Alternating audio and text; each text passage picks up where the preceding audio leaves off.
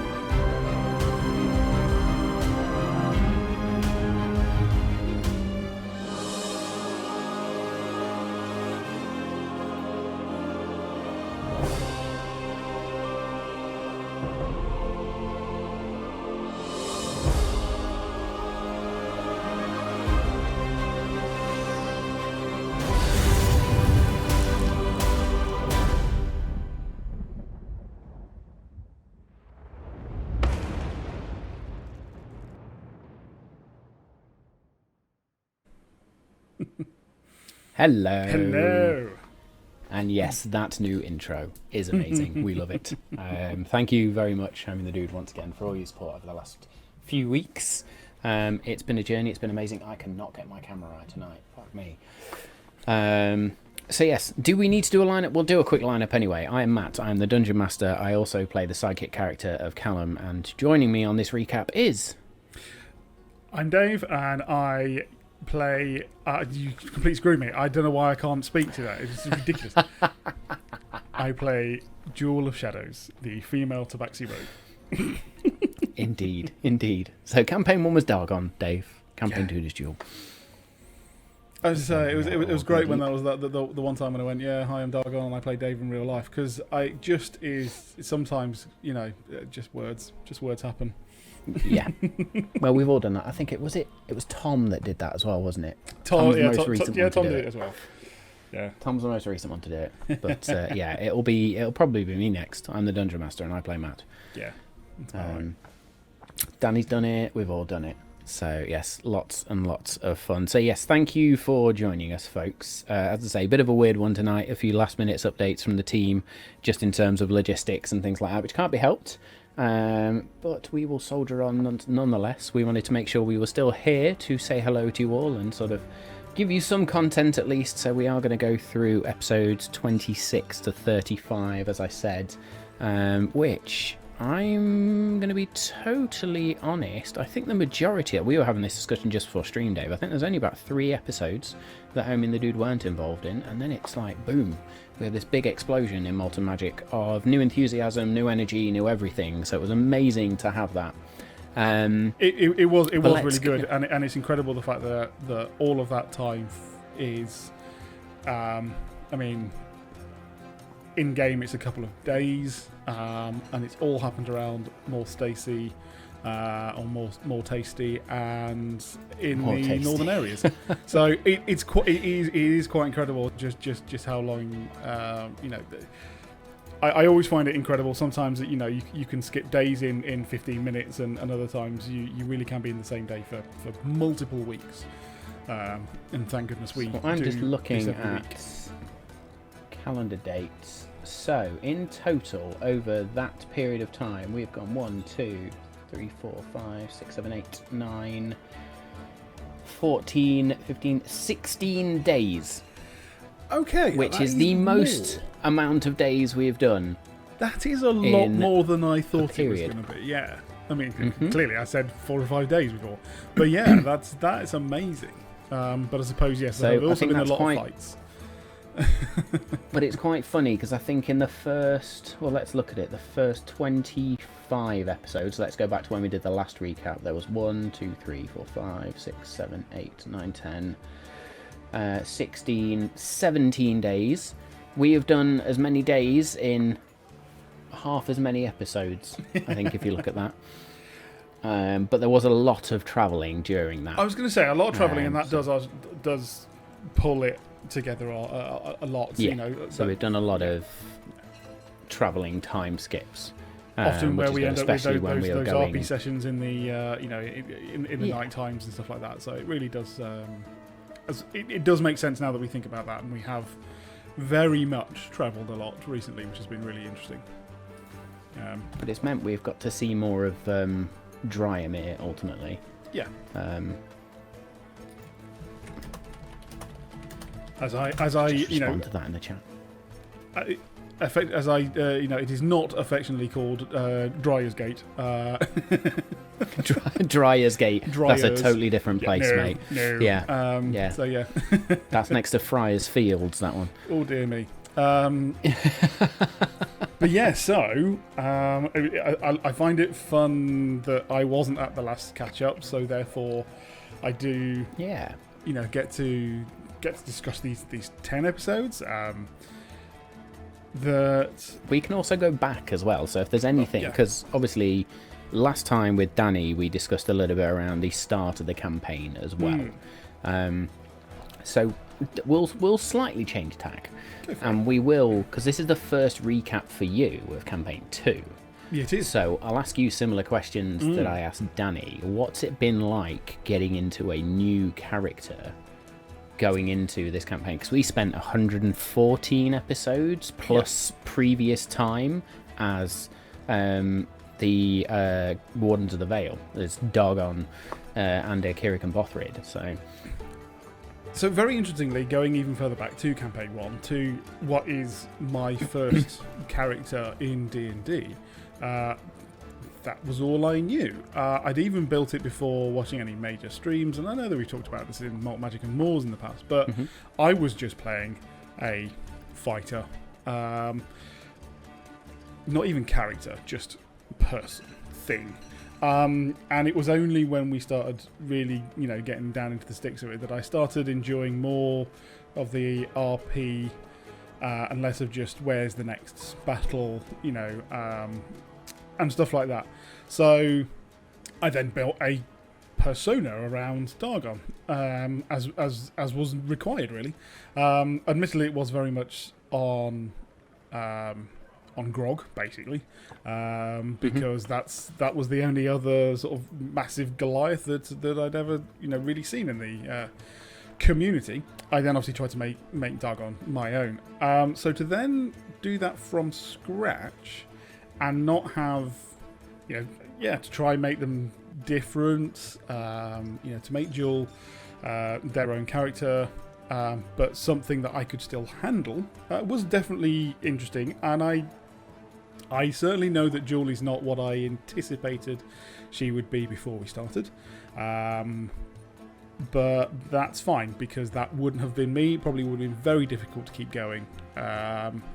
And actually, I feel looking back at it, it probably would have sucked a lot of the fun out of it. So she's definitely evolved even, over these episodes. And I would say that it's nice to see that. I had an anticipation, an idea, an anticipation of how it was going to work, and it didn't, but I'm actually fine with it. And I like Jewel as she is. So, yeah, it's been interesting. So and that's, again, without the fact that she has died that many times. Yeah, so we were going to come to that as well. So, because that's been the running joke for Jewel as well. She's not necessarily died. She's died properly once. She's died properly once. She's gone unconscious. She's gone unconscious a couple of times. So the point is, as you say, the running joke is quite funny. Yeah, it is brilliant. But as I was saying, there was a lot of guardrails with Dargon, because I think it's based off a built character we did when we were doing the Lost Mines of Phandelver. Yeah, so, again, back then, I went with Fighter and then was like, oh, that's interesting, let's add a couple of spells in it, which you could do with the Eldritch Knight. Eldritch Fighter class? Eldritch Fighter, yeah. So we did that, and again, I never would have put Dargon into that position if I understood D&D back then. No, not that. The RP side, going, he has no idea how to use any of these spells. So that was really interesting to me, and that's why we did evolve it and change it. That it was we did. Be and it was good. I think the rule changes came at the right place there. Yeah. The idea of this big Goliath sitting down reading books as to how to cast magic was ludicrous. Not that you can't make a character like that, and that would be great. That wasn't Dargon. So that was really interesting, and that really helps me understand how Jewel was going to be in this campaign. Where was she going to learn all this? Because if she doesn't, not having it. And that was why it was nice that actually there are things I'm still, or that she does, that we could go into the backstory as to how and why she understands how to do these. But I don't have to. Or maybe we'll never get to. But that doesn't matter. It's still fun that can evolve as it needs to. And I love the fact that, yes, once again, the campaign and the story is dictating what our characters become. Absolutely, and I was going to say the same thing. I think this time more than campaign 1, or at least earlier on than campaign 1, it's very much been the story, the role play that started to shape the characters. Because as in true, or as part of true D&D style, there's been things that nobody expects to happen, like Jewel dying on an airship. I didn't see that coming. I mean, it was a random encounter as well, So it was a rolled random encounter that then has created this real story and backline to the characters, and that's great. I've really enjoyed that. To anyone who hasn't guessed it, I don't think this is anything that is secret or anything. We have changed and altered Jewel's subclass, so she was you were a thief, I believe. No, you were inquisitive. Inquisitive. Yeah, the inquisitive. And so we've kept a couple of her traits because she would have had them, but we have given her extra ones because of her time, or more of her soul's time in another plane. And again, we were saying we would never multi-class unless it dictated. Well, this was nice that we were able to not multi-class. We were able to subclass change, and that seemed to fit better. And it was much more interesting, and has very much, I think, over the past 10, slightly longer than that, isn't it? But 10, 15 episodes. Probably around almost 20 episodes now. No, yeah, probably about that 10. we've been able 15, sorry, to go, this is a young adult dealing with the fact that she has died, been brought back, and has extra connections to this much greater being she has no possible way of understanding at the moment. So that has been... Well, I both need to thank you and curse you at the same time in sort of one sentence, because you gave me the excuse to totally rethink the gods of our world. yeah. I know that so you'd if hinted people about haven't making picked some up on that yet. some interesting art. It's like, oh, I wonder if I'll do this, and then Jewel dies, and I'm like, cool, I'm gonna have to do this. And I was like, yeah, you are. Yeah, you really are. Yeah, it was that moment of, okay, let's go and flesh this out. So we have a much larger pantheon as well now, which is starting to creep into the world. I don't think we may or may not truly see the extent of it in this campaign, but spoiler alert, that will be then what happens going forward, unless you guys decide to nuke the world, in which case everything's going to change. So who knows what's going to happen. I'm excited for the group. This is thinking ahead, and this is just purely out of the blue. I'm excited for the group to be able to start chasing these mysteries across planes. It's coming. Yeah, it is coming. We are rapidly barreling towards it. I've been seeing it coming as well. To everyone listening, this is... I don't have any back information, right? This is literally, as a player, this is what I want to happen. It can happen or not, but that's where I would expect them to go. I'm not saying that Jewel is thinking that yet. She's really not. She's thinking of the fact that in a week or so she's going to get home. But it would just be so interesting. And again, it doesn't have to necessarily be we're shunted there and have to get back, because again, that's always that, oh, well, it's always better on this plane. I think it's always the fact that we actually make the conscious, or our characters would make the conscious decision. Okay, let's go. And I think that would be really quite fun and interesting. So yeah, that's where I want to see it go. What I do find really interesting is that it's been, what, as you say, 10, 12 days. Which is actually a sensible amount of time now you think about it, for us to basically fix a broken portal in a place that we don't really care about, to get some information we may or may not get. Now, let's just pin down exactly what just happened in those 10 episodes, and that's that. Yeah, I was going to say, that was the in a nutshell, this is all the shit we've done. It is, but what I love about the fact that we can just talk forever about it, and also that is exactly what has happened. And yeah, I just find it fascinating how I would, not off the rails by any means, but the fact that we're like, this is our target, this is what we're going to do, blah, blah, blah, blah. And then we go, hang on a minute. Blimey, that's like, we're doing a big, big thing, and we're still happy to do it. But for what, for what we're doing it for. It's really, really interesting. So I've sent you on a proper, quest this time. Not just a quick side quest. This has been a proper, no, you've got to go find these artifacts. I remember in campaign 1 where, I think it was Dargon originally said, I want to create a potion of healing. And I was like, okay, here's the ingredients you have to go and find. Yeah. And that was just a case of, it never happened, because there was no real anchor to it. No. Whereas this time it's been a case of, okay, there's some ingredients in order to do this shit, and actually it links back to Lex's core directive from Primus, which is, you're meant to stop this shit. Yeah. And that's why then Callum's got that link to the Fae as well. And we all collectively, players and our characters, all believe that this is in some way linked to M. Because, and that's not necessarily to say because it happened where we're investigating them, but it's more about the fact that we know this is happening everywhere.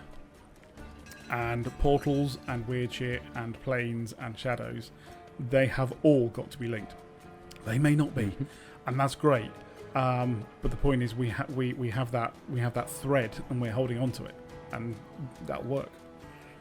So there's definitely been some conclusions made in the last couple of weeks, which has almost caught me off guard as well. But we'll come to that in a minute. I think if we go back to episode 26, which was sort of the aftermath of the interactions in the Crystalline Isle, and speaking to the Grand Magister or the Archmage or whatever we called him way back then, but Master Alaric.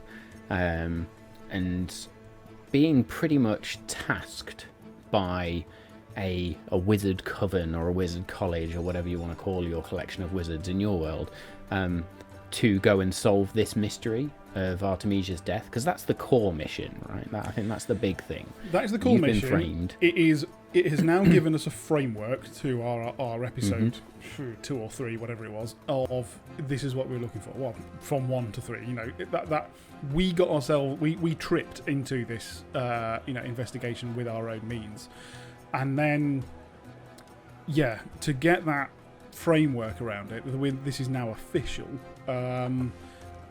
Is actually something that I wouldn't necessarily say that we have overlooked, but certainly, I certainly want to remind myself in upcoming episodes that in our recent time of actually creating the detective agency, we're again doing that in a way to bolster what we are doing for official capacity. Every joke we were making last episode actually weirdly has some basis of truth. We are doing this on official business. Absolutely. You are now. Well, you've now been tasked by the largest wizard collective in Enoeth, and potentially Ardalia. You don't know. To go and solve the murder of one of their own, which you've been framed for. So there's a two-pronged thing there. And Master Alaric, with all his quirks around him being able to pretty much see most things, like he's a true divination wizard, and a master of the divination art, but even he can't find out the information he needs. So he's had to send this absolute ragtag bunch of detectives now. Again, it wasn't even a bunch at the time. It was a partnership. Yeah, a partnership. Just you two were going to go and solve this. I don't know how, but you're going to go do it.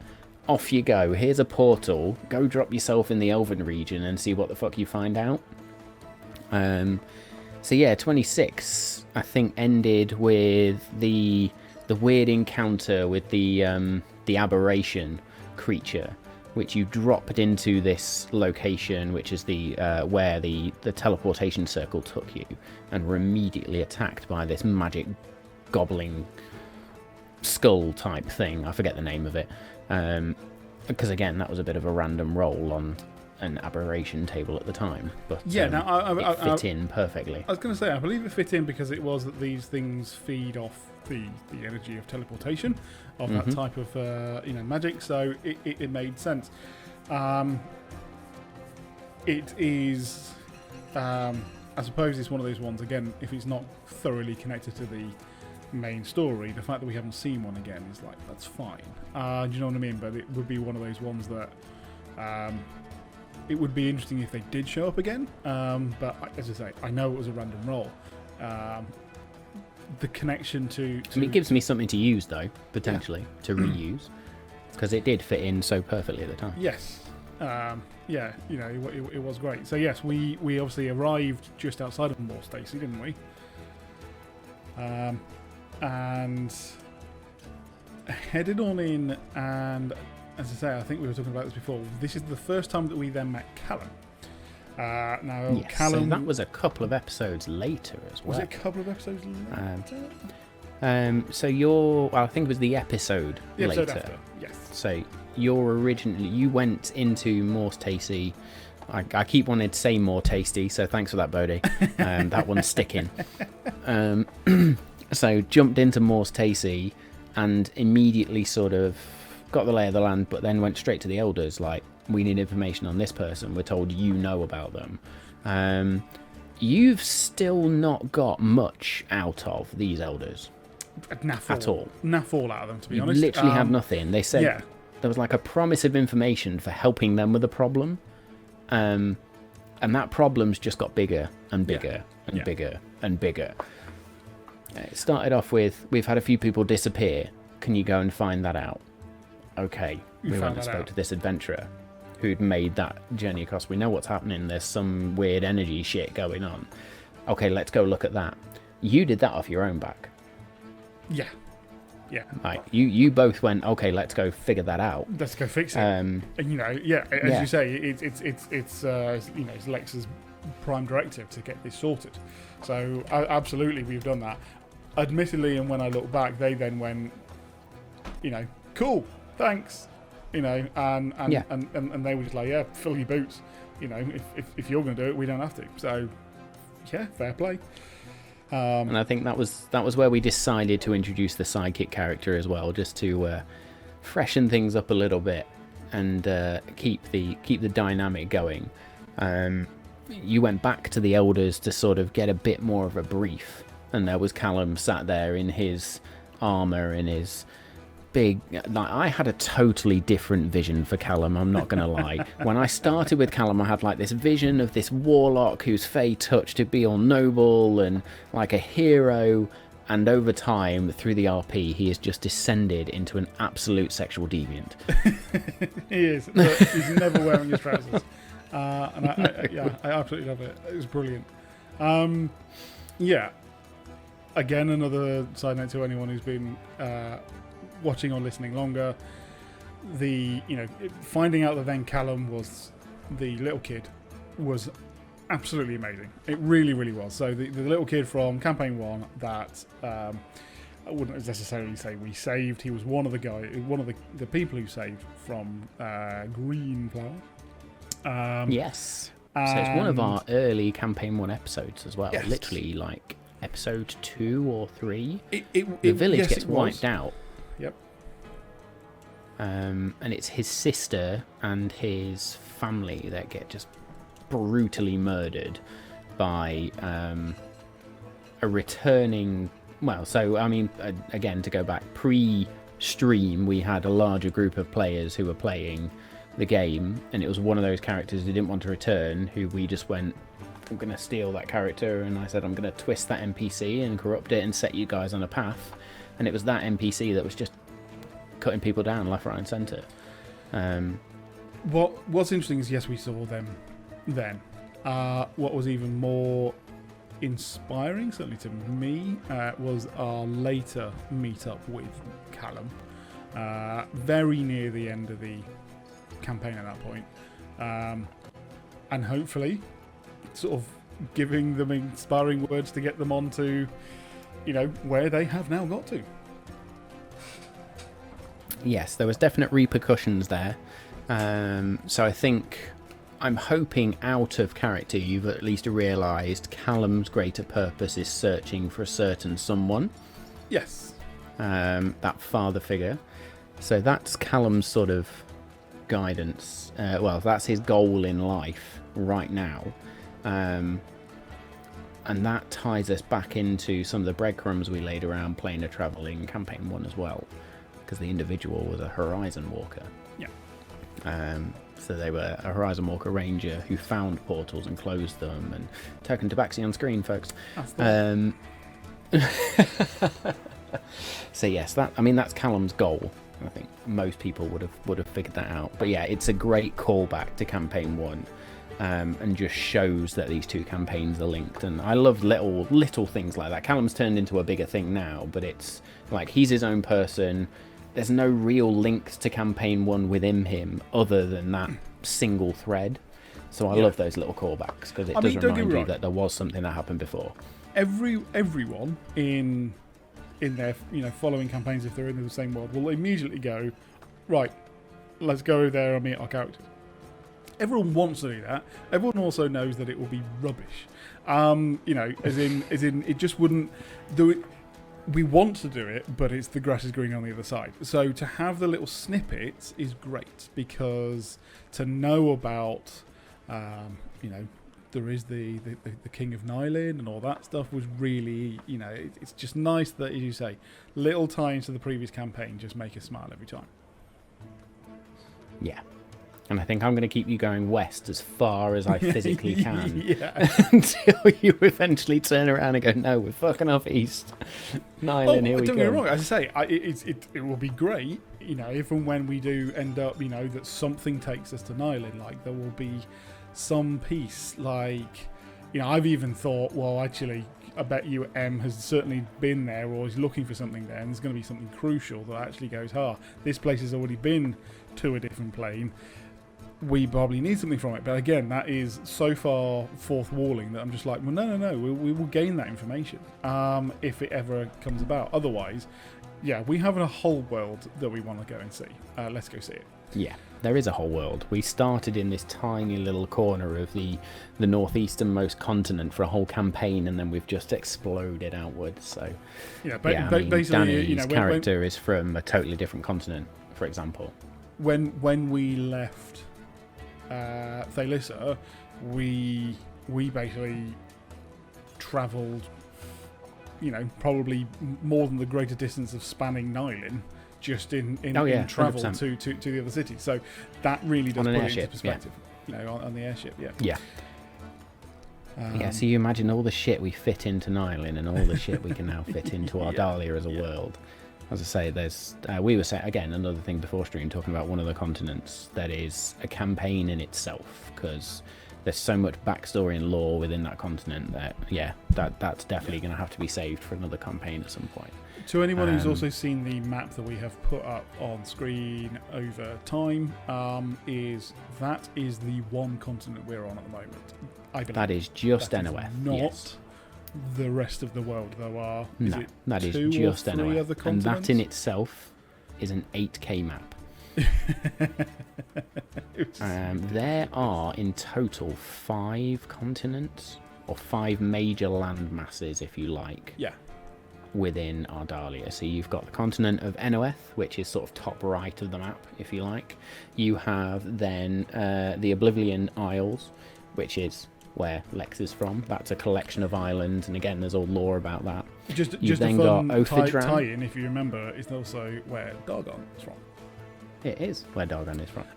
So again, that's really cool. Before he got blasted into Nylin. Exactly. So yeah, the fact that we have... and it was great that we picked that later on at the end of campaign 1. You were making this map, and we were like, okay, we just went right, pick a bit on the map, and so that's what we did. And it's great to be able to, because we'd explored every other character's proper origin. Yeah, like Danny's character Ander was always from Nylin. Yeah, he'd just been displaced for a period of time and then came back. Kirik was from Enoeth, and not far from sort of the Agrusian area, if you like, the Gildornian area. It was really Dargon who we'd had this conversation numerous times, like, we've created this bigger world now, rather than having you come from Faerun, because that was where we played Lost Mines of Phandelver. We're going to wrap that in just as a little package into somewhere in Ardalia. Where do you want to be from? You were just like, there. Yeah. That's cool. So there's now history of those mountains and Goliath tribes and all sorts there. So you've got Enoeth, the Oblivion Isles. Underneath Enoeth, you've got the continent of what is now called the Auroran Empire. That is a full empire of a continent. And then next to that, you've got Ophedran. And then right down in the bottom, you've got the Bitter South, which is the most unimaginative name I could come up with, but it actually works quite nicely. And that is a cold wasteland of sorts, but there is still stuff to find there. Yeah. And then we've got all the major oceans as well. At some point, I will share the full Ardalian map. I think it's up on the website, actually. But I will also drop that into Discord, just so people have got access to it and can see it. I think the NOF map's already there as well. One of the things we did start playing around with was World Anvil, so rather than me having to update the map every time, if you found something new, I was just going to drop a pin on the World Anvil map and be like, this is where you found it. Yeah. And then eventually at the end of the campaign, I'll take all of that and go, okay, here is the full map of NOF. Because there's going to be things we have to introduce. But I think that's just another part of what I love about our campaign and what I love about Malt and Magic is that a lot of stuff is built as we're playing. Yeah.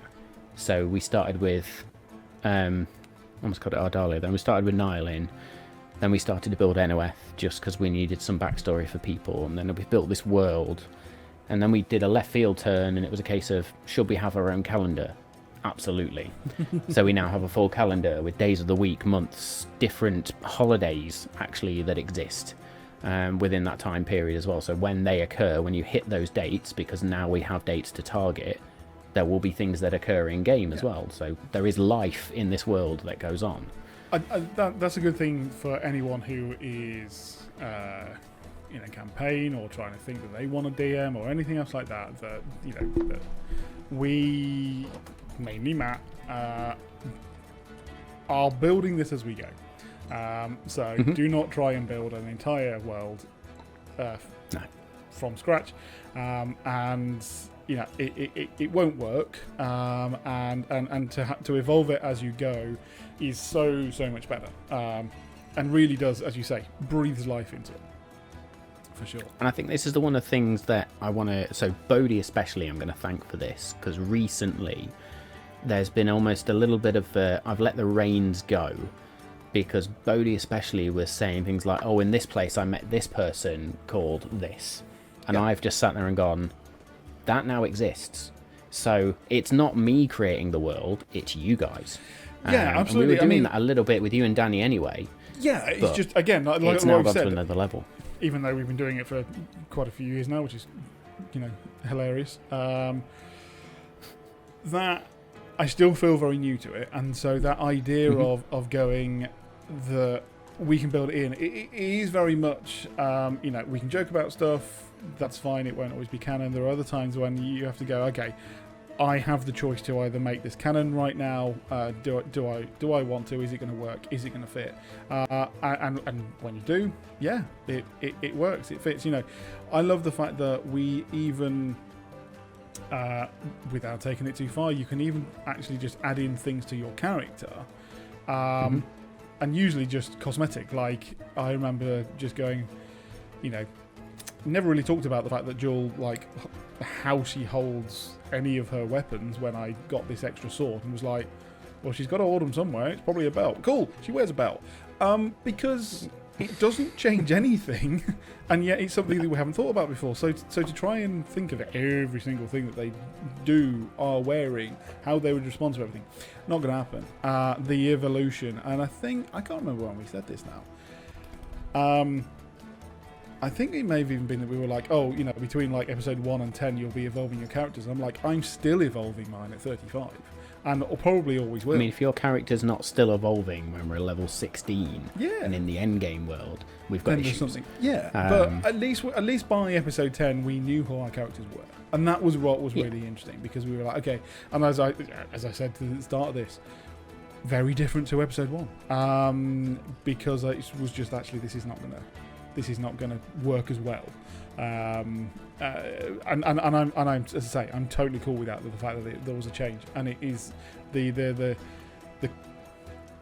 comedian, connection that we all have, or the comical connection we all have, it is great fun, and that's the stuff that we're all here for. Oh, absolutely. The camaraderie on stream between this group is fantastic. I'm here for it every week. It's one of the reasons I love DMing for this group so much. We're all friends anyway, but just the absolute fucking shenanigans that happen every week, like without fail, there is chaos. I mean, going back to the point around almost letting the players create the world, one of my favourite DMs outside, or sort of one of my favourite streams to listen to, although I'd be totally honest and say I've not listened to Campaign 2 too much, is Venture Maidens, because Celeste Conowitch will actually just turn around and say to her players, she will just sit there and say, okay, you enter in a forest, what do you see? Do you know, it's great. Now, if you did that to me right now, I would just be floored. I'd be like, a tree. Shit a brick. Yeah. Right, and if you want anything else from me, then give me 10 minutes. But I love the idea that actually, if I did think about it, every single time that you have talked about, okay, so let's talk about the trip on the way where we met like the boars and stuff like that. Right. So the recent forest journey is actually, I did have a mental image of the forest that we're looking through, and I could have given a brief description, not too heavy, that meant that you could have gone, and this is here and this is here. Now, I'm not exactly going to suddenly, start talking about it like it's the Feywild, like everything's purple leaf and everything. But even if I did, I know that you'd be able to go, actually, George just walked through a mist of hallucinating, fur. George has stepped on a mushroom and now she's high. Exactly. So the point is, and it's almost like saying that I should, that I could. I wouldn't think that I would ever do that and completely say it looks totally different. But the point is, I could say it could be an orchard, it could be a forest, it could be a very thick forest. It also could be a redwood forest, and the trees are enormous. And we're walking through this. All of that, I don't think changes anything at all. And yeah, it gives the idea that we can go, okay, this is what it's going to be. But that's my responsibility as a DM as well, to make sure that when I'm saying describe to me, it's not a pivotal, ground-breaking, world-changing thing. It's something small that we can grow together. And then you feel like, okay, I actually have part of this. I own this now. This is something I've created within the world, and we are doing that more and more. It's not like saying, Dryad's Gates, you arrive there, what do you see? Because that's quite pivotal. Yeah. Whereas you say in the forest, you'd be like, biggest Elven city, yeah. Yeah, exactly. Yeah. And it's those little bits. Do we see marble arches like Greek pantheons, or do we see massive trees with houses in and bridges across? That is the information that obviously you can provide. But it is very interesting, and I think that would you'd catch us off guard every time for the next 8-10 episodes if you did it. But bloody hell, it would be interesting to see. It's just one of those things I'm definitely going to start to do more as well. And as I say, I think with some of the things, like Bodhi's just turned around and said things like, hey, I know a tailor called Gibbon in the Dryad's Gate, and we'll get to the episode coverage again in a minute. But those little things I've just been like, okay, that gives me an NPC to go and create and have fun with. So little things like that are brilliant. It takes the pressure off me as a DM as well, because you guys are having fun, you are creating with me, and the guardrails do really start to come off. Speaking of Bodhi, we do have, I think there's a couple of questions in there. So the first question, I love jokes, but how much do you guys want to circle back into serious moments, sad moments, serious moments? They will come, is my answer to that. Yeah. I was going to say, so we asked Bodhi's character some quite serious stuff, and the point is, bringing it back to, slamming back to earth on a few occasions, I find very, very interesting in these types of campaigns, because the fun is what we're all here for, but we also all stay for the serious moments when we actually go, these are not just characters, messing about. These we believe are real people because they're going through the real stuff. And so what Edgius went through is what we all do feel, and we know that actually we were on a path for Edgius as well at the moment. And certainly it has evolved in the fact that we got attacked in one of the last episode. Yeah. So yes, answer your question. Circling back to serious moments, 100%. So I realise, and I have intentionally done this, Bodhi, and I apologise. I have intentionally swerved the conversation that I know that Edgius wants to have with Jewel. And the point is, I have done that because I know that that's what we need to do. Meaning that when we circle back round to it, it's probably going to be quite a heavy conversation. And it may well even be that more happens in the meantime to make it even heavier. And that's totally what we're all here for. And we can go from laughing and joking about to then sitting around the campfire and basically pouring our hearts out. It will be what happens. And there's a lot of backstory with each of the characters that we haven't explored yet. We've touched on. Lex's backstory has totally changed in the last episode. Yeah. Like what he thought happened has totally flipped on its head. Yeah. So there's a whole new thing for him to go and process now. So yes, we will touch on those serious moments. I think one of the things for me as a DM is making those serious moments feel weighty and feel like they have impact. And I think if you have too many of them, then they don't feel as real. So like when Edgius had his moment, basically, of this is me, this is what happened to me, and a brilliant part of the episode. So I forget which episode it was. It's episode 31, The Untold Story of Edgiest Bones. So yeah, episode 31, as I quickly look at my list of episodes here. So yeah, go and watch that episode for Bodhi and Edgius literally just letting loose. This is me, and that is the moment where Edgius cements himself as part of the group as well. Totally. You can see the shift in everybody, in all the characters' attitudes of, this guy's been through some shit and we're going to help him. And again, to put in some context, we ended the previous episode with Jules' dagger to his throat. Well, what was left of his throat. And that's the point. It went from, hey, we're all having a bit of a laugh, we're all working together. What the fuck are you? Dagger to your throat, heart to heart. Okay, cool. You're on the same path we are. And that was it. As you say, Absolutely. We were connected from then on. So none of us want that every night we have a massive heart-to-heart and pour our souls out, because also it would have meant that all of our backstories would have been out by episode 6. Not going to happen. Again, another intentional thing is, if I don't want to blurt out my backstory or how Jules feeling right now and have it all done with, because then what else do you do?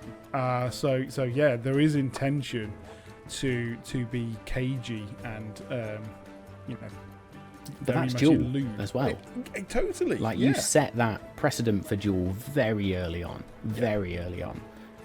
With just the way Jewel is. She is very suspicious of anything, really. This is Jewel's first foray beyond her village. And so this world, even though she's heard of it, is still alien to her. There's things that go in, like magic. We set that precedent early on, that the whole even though magic is rife and stronger and much more widespread, Jewel fucking hates it. This stuff is weird. Totally. It shouldn't happen. It's unnatural. There were crystals that nearly destroyed her friend last week, last episode, and so therefore you're going, hate to be it, but it's that told you so. It's bad. All right, and it is great to actually have that opposing feeling for change, because I'm not one for being able to play a particularly magical character. All the spells would basically mean that you'd never hear a peep out of me, because I'm always trying to choose the spells and work out what the hell I'm doing. Just need to stick with Warlock, because the spell list is a lot smaller. You can only cast a few. That will be a complete different sidetrack, and that is obviously, D&D and their characters really do, suit different people, and I find that fascinating. I don't think that's bad at all. It's like, yes, of course, you won't do wizard. Fine. It's not like I'm ashamed by that. It's just not me. It's hard work. I just find that really interesting, and it was that thing of, I think it might have been, a request at the start. I can't remember. It might have just been something I wanted to do, and that was, what was Jules' thing? What was, because you can always go what they love doing. What do they hate? What are they bad at? And that was the thing. Is actually I was going, well, she can be bad at it by not liking it, and that's when I was like, there you go, got it. And that was where I found it really interesting, because love that question. If you try and make that perfect character, you will be bored, let alone the people around the table. So that's why I like that we don't do any min-maxing. Like, there's nobody that's tried to play the game in this. You've literally taken a concept for a character, started with it, and let it grow. Like, you called out that whole, you asked yourself, okay, what is Jewel bad at? What does Jewel not like? I love that as a character building question, and I would throw that out there now to anyone who's going through the process of character creation. Ask those sorts of questions. Like, don't always go for what are they amazing at? What could they be famous for? What's the opposite to that? What's the dichotomy to the world as well? Because that's what you've done, is actually, there is a world that's embracing magic. How can I be different? I'm going to hate magic. Now, I will make it very clear to everyone. Jules currently in the situation of having all 3 of her achievements, slots filled up, and she's got something a 4th one, right? So it's not like I'm not doing it. And that's what we've said. She just doesn't like it, and she really has averse to it. So yeah, she wasn't helping with all those jewels and everything. She's not going to openly look for it, but it's there, and that's the point. It's not going. That was the other thing I didn't want to make it is so friggin' impossible that I couldn't do it. That I'm basically going to always be there with just, steel or silver blades and not being able to cut anything, and it's just being pointless and rubbish and no one's enjoying it. That wasn't going to work, so let's have some fun with it. So that's why, and I loved the fact that she did already have a magical item she was working with, and it, my God, was that good fun in whenever it was episode 2 or 3, because it was that, the adding the levels of depth to. I don't like it, but I'll use it. So to those people who means to an end. Have forgotten, it's a Ring of Misty Step that Jules got. It works really well with her character, and I need to utilise it more, but I have, and it's one of those fun things that will hopefully get her out of trouble. Less so in combat as well. It's more fun and interesting when it's outside of combat, when it's part of the RP or the challenge, or we go into a puzzle. That's when it's I think that's my other big tip for character building, because everybody thinks when they look at spell lists and features and abilities, the first thought in everybody's head is, how is that going to help me in a fight? And people forget about the utility aspect of D&D, and it's not all about combat. You don't have to fight everything. There's ways to get out of it. And again, how guys, can I use that ability to circumvent a fight? So that was another thing. I actually asked for the, could I start with the Ring of Misty Step, because it helps Jewel get in and out of places because she's investigating. So let's hope we'll see that in the future, because she rarely uses it. She has used it a few times in battle, but again, not very often. It's much more of a RP-esque thing. And again, I realised early on, going with Inquisitive, that she was going to be crap in combat, and she has been. And that's been really interesting. And especially as a person who was playing a 8-foot Goliath who could cut a knoll in half, to go to a character that's crap in combat, first of all, was quite hard, but also actually quite fun in the end. Really makes you think. It's not, does that hit? Yeah, it does. It was, okay, that failed miserably, what are we going to do now? And also to find enjoyment in describing those battles, because regardless of whether it hits or not, it might as well sound good. Absolutely, and I think the last time Jewel did try to sneak in anywhere and didn't use the Ring of Misty Step, there was a Nat 1 roll and got attacked by a were-rat. Yeah. So, yeah, there's all these things to take into account. Let's get back to the episodes anyway. So we sort of talked through episode 26 and 27 realistically, in terms of meeting the elders of More Tasty, and being set on that new path, or at least side quest, if you like, to go and figure out why people are going missing, why there's these weird experiences within the city of these spectral visions and people having really bad nightmares and people going missing on the road.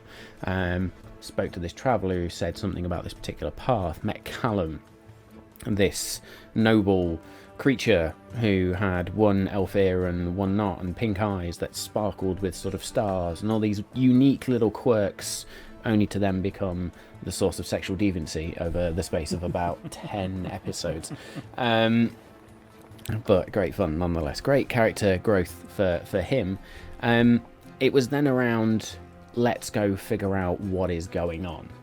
So on that journey, there was a couple of encounters of different things. There was again sort of these weird effects that you had to overcome, not combat as such, but these psychological and magical induced effects that you need to figure out, and finding bodies and then eventually stumbling across this portal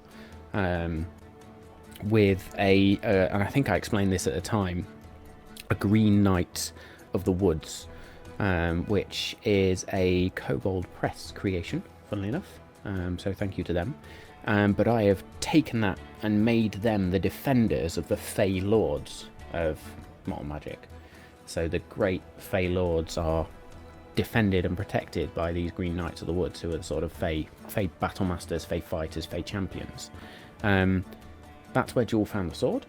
Yep. Because it was impaled through this Fey Lord. But you also found this fritzing portal and had to fight this corrupted Green Knight of the Woods. It's probably been one of my favourite encounters recently, just because of the I think the lore behind that and the plot points, and it started a whole new literal branch of activity.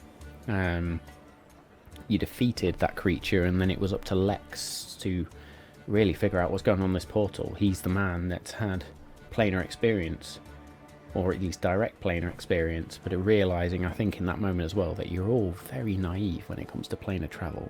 Even Lex, with his so-called superior knowledge. Now, he does have the book, which is where he got some information from, and that's where he found the 3 ingredients, and that's the point where the new path starts, and I think where we really start to go on our campaign 2 journey.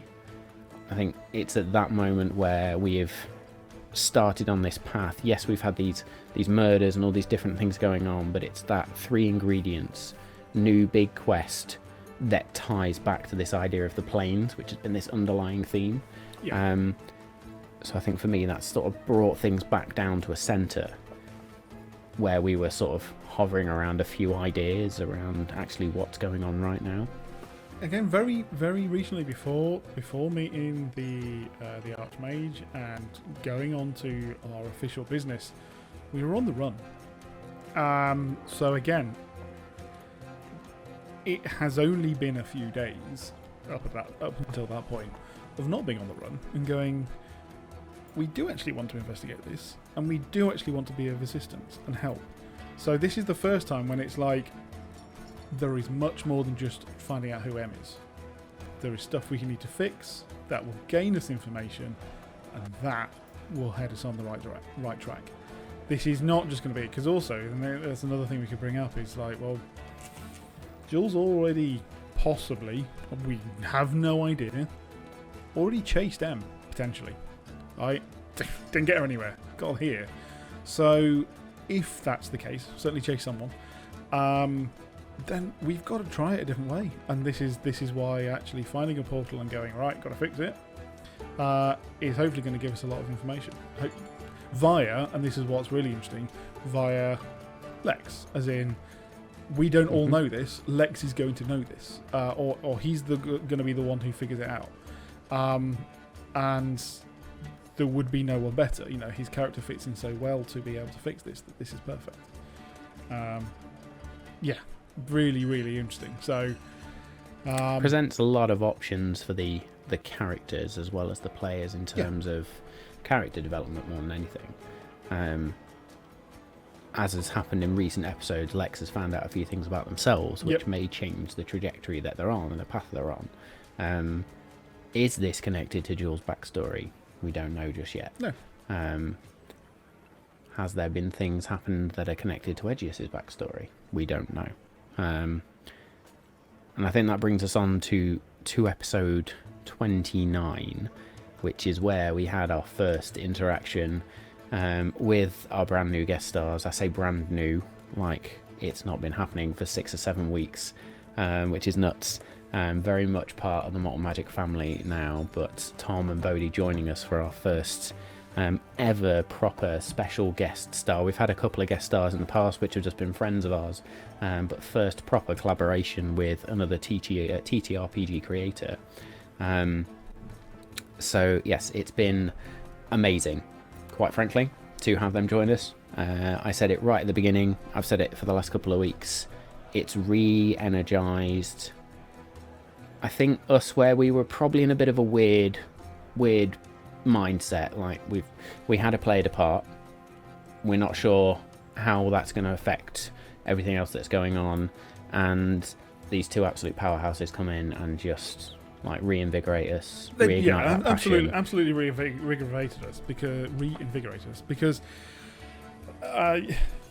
and because again, it's so early on in the campaign, we're still actually trying to understand our characters, and as I said, it's been crazy that I think it was either that episode or the episode before when Joel, turned to Lex and was like, "We're not on the run anymore. We don't need to do everything that people need or say, or just get out of here. And we're not just on the." It's like, hang on a minute, we have choices now. Doesn't have to be that fast paced anymore. No, and it did all happen at pretty much the same time of going, hang on a minute. Yeah, so with the 2 extra guys with us, it really felt like we were like on the right track with them, which is crazy considering it felt so initially temporary.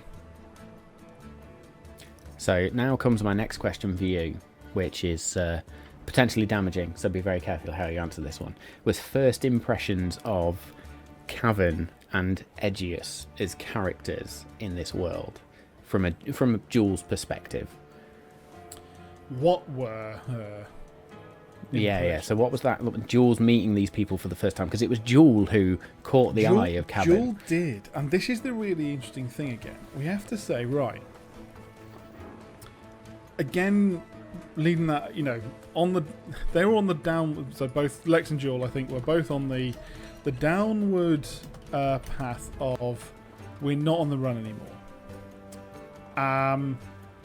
So with that, I think still didn't quite, as we saw, she was the first one to catch the fact that they were talking about that, or talking about something that was interesting to us, but didn't catch that there was anything else amiss. And they got a little, the naivety really shone through in the fact that it was these 2 guys coming to help, and basically could have blurted it out to the enemy. Do you know what I mean? They like basically fell into a trap, and thank God that they were, actually here to help us, because there was no weariness, wariness about these 2 individuals. They were a bit weird, but the fact that she didn't catch that they'd never actually spoken to the elders never really came up. But if it ever did, you'd find out that she was proper embarrassed, because she didn't twig that. So with that in mind, and we know that she has been hiding the chat that Aegeus wants to have, that stems from that initially as well, in going, I basically got caught with the trousers down. So that's no, what it was Callum. Well, yeah, absolutely. I was waiting for something. But metaphorically, absolutely, that they were, and so yeah, it was, okay, need to understand these guys. Are they actually here to help? What are they doing? Anyway, it did very quickly then become, okay, yeah, you're on the right path. But no, initial impressions were far too chatty, and that was from Jules' perspective of, good lord, and we just need some help. So yeah, that was definitely the impression that was initially laid onto Jules. But I think it's opened up Jules quite a bit more. There was very, there was a lot of just like information overload from them almost. But again, I truly took it as the bewilderment of a young adult just going, I am out of my depth here. But I'm not going to show it. It's that interaction of different character personalities as well, which start to bring different elements of your character personality. And I love that interactivity, especially when you start to get, because we have spent a lot of time just role playing. Over the last few episodes, just role playing, like no combat, and I could just sit back and let you guys go and just guide a little bit, because there has been so much just character development in the last 6-7 episodes, from both Lex and Jules, following the introduction. I need to have another sip of whiskey. Clearly, introduction of these 2 new characters. So it's been a lot of fun. There's been it's the point where the antics started as well. There was that level where we all got to know each other. Yeah. Like, okay, so this is Tom, this is Bodhi, this is Matt, Dave, and Danny. How are we going to get on? Is this going to work? And chaos then just fucking ensues. And there is only so many times I can sit and try and bring the journey back on and put the train back on the rails before I just have to hold my hands up and go, we're rolling with it now, folks. Before we end up with everyone's got their pants off, we're all in the boat together, and there was a twig and berries just floating in the wind, and it just happens all very organically. And yeah, it really did show that we're all having a. I mean, the fact that I mean, at one point I had my glasses off because I was trying to wipe the tears from my eyes. I was laughing that hard. Yeah. You know, and yeah, it's just great fun. It's really nice to have that energy, and you know, it brings us back to the metaphorical virtual table every week because it's just good fun. I have to say, and again, I know that this is due to real life, but I'm so interested to follow why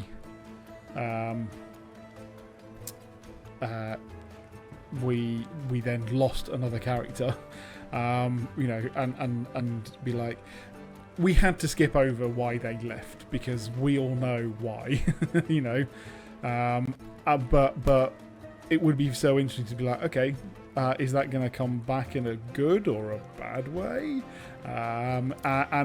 This is Cavan's departure, right? Yes. So Cavan's departure, it's going to be so interesting because, again, like I'm saying,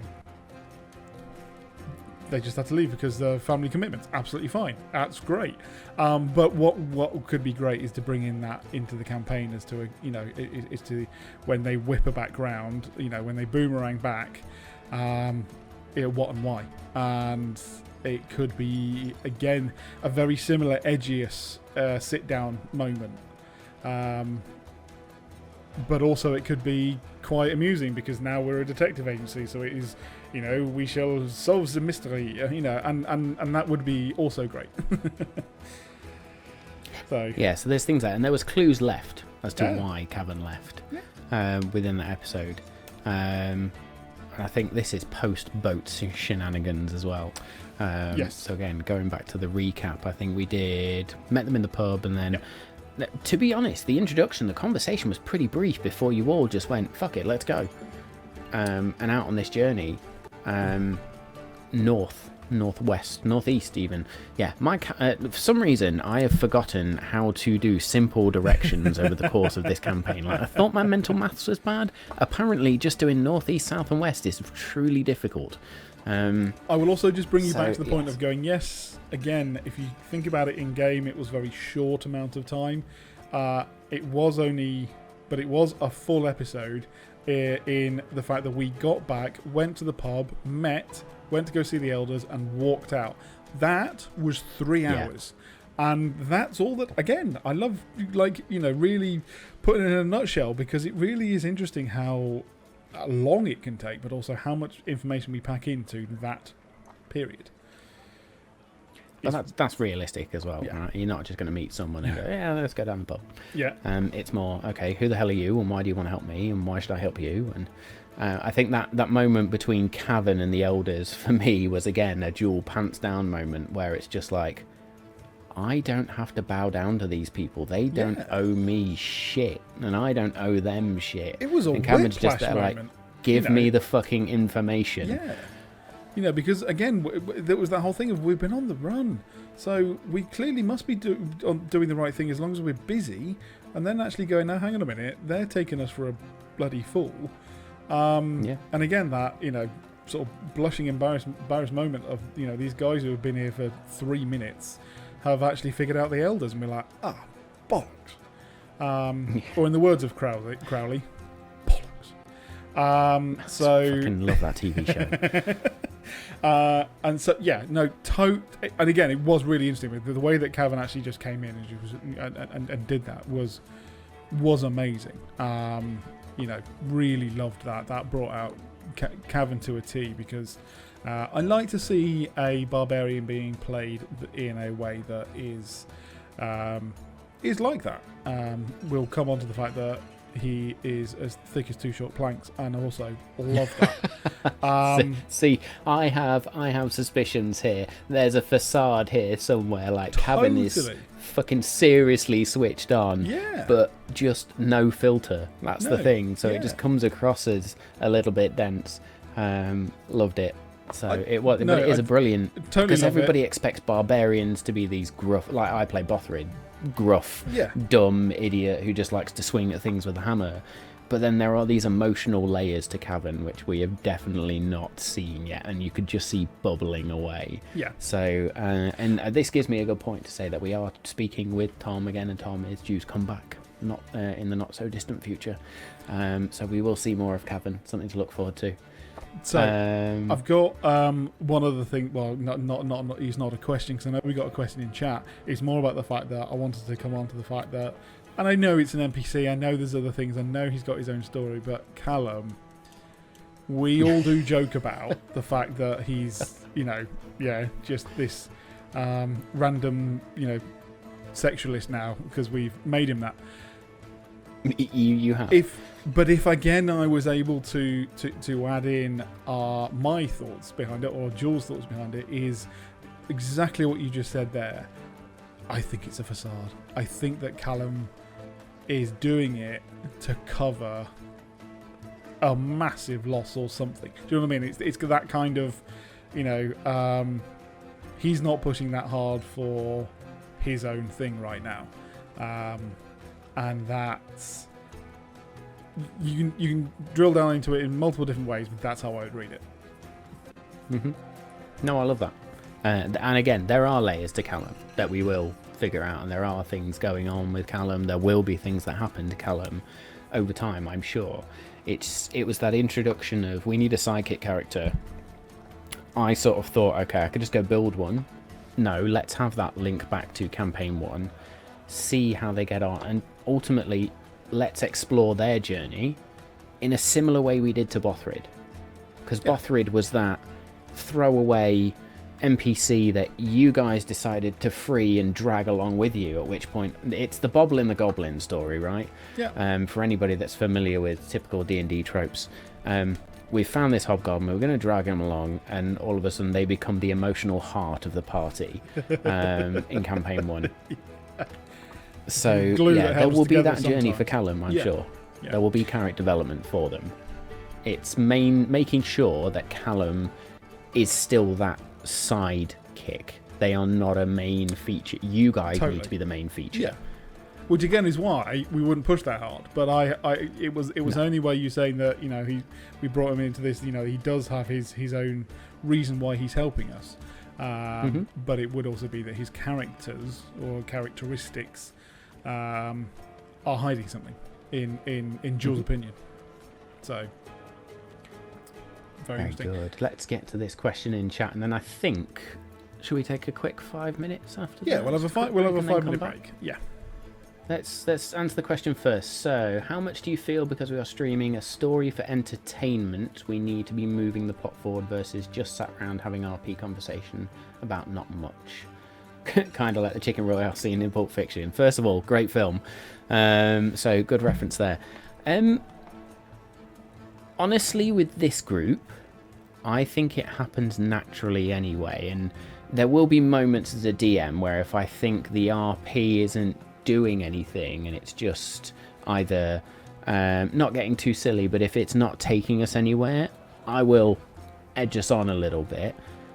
But at the same time, I think you all have got that in your mindset anyway of, yes, okay, we are role-playing, we're telling a story, but also we do need to move this forward at some point as well. The role-play moments we've had have all been worthwhile. There's not been any pointless role-play moments, is what I'd say. Yeah, I don't, let's take, the example of where we are at the end of this episode. We're just coming out of a jeweler's, and we're going off to find our next thing. We are not going to sit around and then have a heart-to-heart. We are going to move it along, and that conversation or whatever RP will happen in accordance to what we're doing. It's only when we then sit down, in the effective evenings of the game or on longer journeys where we're like, well, again, you have that choice. Do we just skip 3 days or do we talk about stuff? And both answers are correct at certain different times, because sometimes you'd be like, not the right time. let's just move it on. Let's find out where we're going. Other times, it will be that basically we've been bursting to talk about this. But the reason why we're bursting to talk about this is because we haven't broken our plot moving forwards for this RP. That is crucial, is important. It'll happen when it's right. And yeah, so I don't know. Answer your question is exactly how you said, Matt.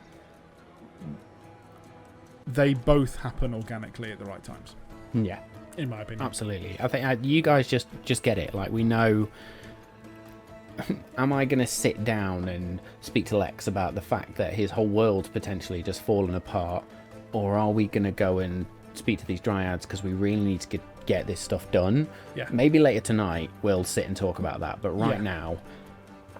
Yeah, so absolutely, it's that organic. We've got a quiet moment, and one of the things I do is when we've got those long rests, when we've got a travel moment, is there anything anybody wants to do? And I think those are the moments where you guys have that opportunity to sit down and do either those role play moments or just those little things that are not absolutely pivotal to the story to just do. It can also be very not jarring to the if Scanlan you do level try of I'm going to go over here and have a shit, but it can be very jarring for us to be like, RP, and then you basically have to push us into like a battle or something to bring it back. It's like, because also it's like, well, that doesn't work. And the point, so there have even been times when I've gone, I can't exactly pinpoint exactly when this has happened, but I know that in our past, I've gone, so we've gone 3 weeks without a battle, and it's because we've actually gone, there hasn't been the right place for one. Like, we have properly been in a lot of decision making, we've moved the story along. Yes, plot has changed. Mixed around with RP, and often even we do make a decision to go across a city at night and take an hour to do so. It's fine. It's funny for that to end up happening. But yeah, we still move the plot along, and we are all very keen to do that without the detriment of losing RP time. Absolutely. So yeah, it's organic. I think we all know when the right moments are. I think we're all mature enough for that as well. Don't get me wrong, I've had encounters that have been planned for weeks. Yeah. And then we drop them in the right moment. So Absolutely, it's that fine balance, I think. Fine balance between, because yes, we are providing entertainment. Ultimately, we're just here to have fun as well. So as long as you guys are having fun and we feel like things are moving forward, I think viewers will feel the same. Yeah. Or hopefully viewers will feel the same. If you're in the chat and you don't feel the same, then let us know and we will try and make things more entertaining. But cool. Let's take 5 minutes just to get a quick drink, quick refresh. I'm going to figure out why Streamlabs isn't working again and dropping the links into chat. But yes, we will sort that out. I think, let me just have a look to see who's kicking around in the Twitch chat. How many people we got on? Don't think I'm going to do the giveaway this week. Yeah, I think we'll roll this over for Halloween. We have got a brand new bundle from the Eldritch Press to give away. So we will kick that off next week at the Halloween episode. If you are in chat hovering around, you've been listening, please do, or sorry, you're on stream and you're hovering around and you've not jumped into chat, then please, please jump into chat and say hello. Bodhi, I'm pretty sure I can get you that bundle anyway, but so yeah, Fletch would I'm glad we didn't put giveaway in the title, otherwise there would be a lot of people going, what the fuck, dude? Anyway, yes, we will take a quick 5 minutes and then we will be back. But yes, if you're hovering around, please do come and say hello. If you've got any questions, drop them in the chat or message us elsewhere. And we will be back in a few. See you in a mo. Are you, like me, a fan of piracy or privateering out in your D&D campaign? Well, check this out. We have been working on a brand new airship combat system that means you and your privateer crew can now take to the skies and pillage at new heights. Within this system, you will get three-dimensional dynamic movement and combat rules. You'll get a brand new updated aircrew system, as well as brand new spells, items, creatures, and example airships for you to use in your campaign, as well as crews to put on them. But I think the coolest part about all of this is we have a custom shipbuilder application that will allow you to customize and build your very own airship. It means you and your team can have exactly what you want as you take on the skies. Check out our Sky Zephyrs Kickstarter here at Hermie and the Dude.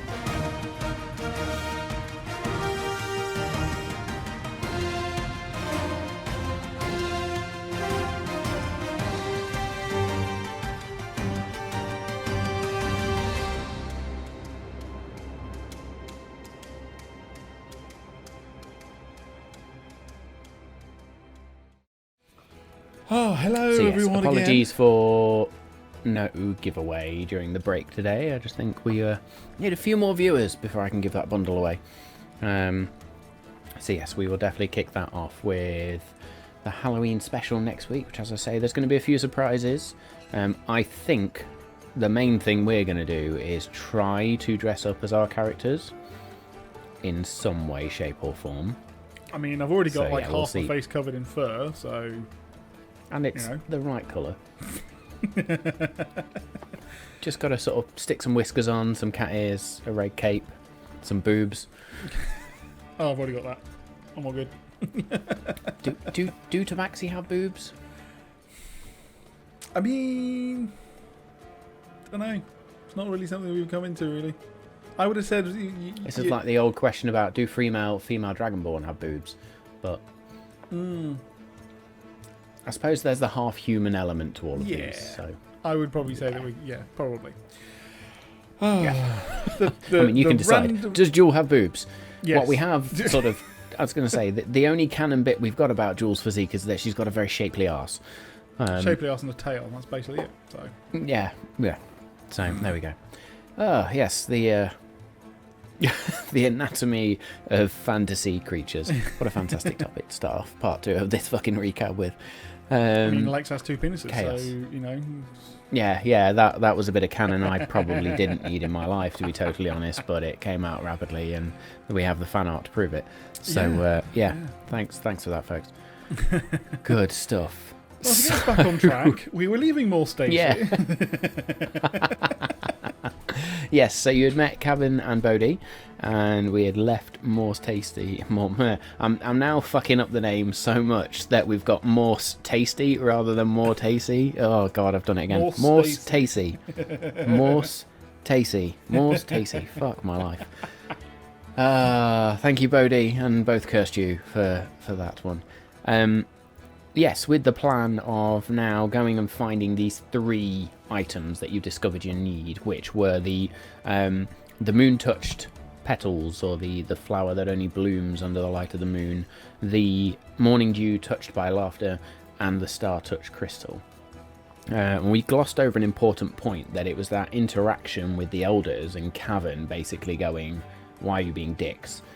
For one of them to turn around and say, look, there's been a rumour of this place called the Whispering Glade to the northeast of where we are at the base of the mountains, base of the Aetherneer Peaks within the Drymerian Forest. So head there, and who the fuck knows.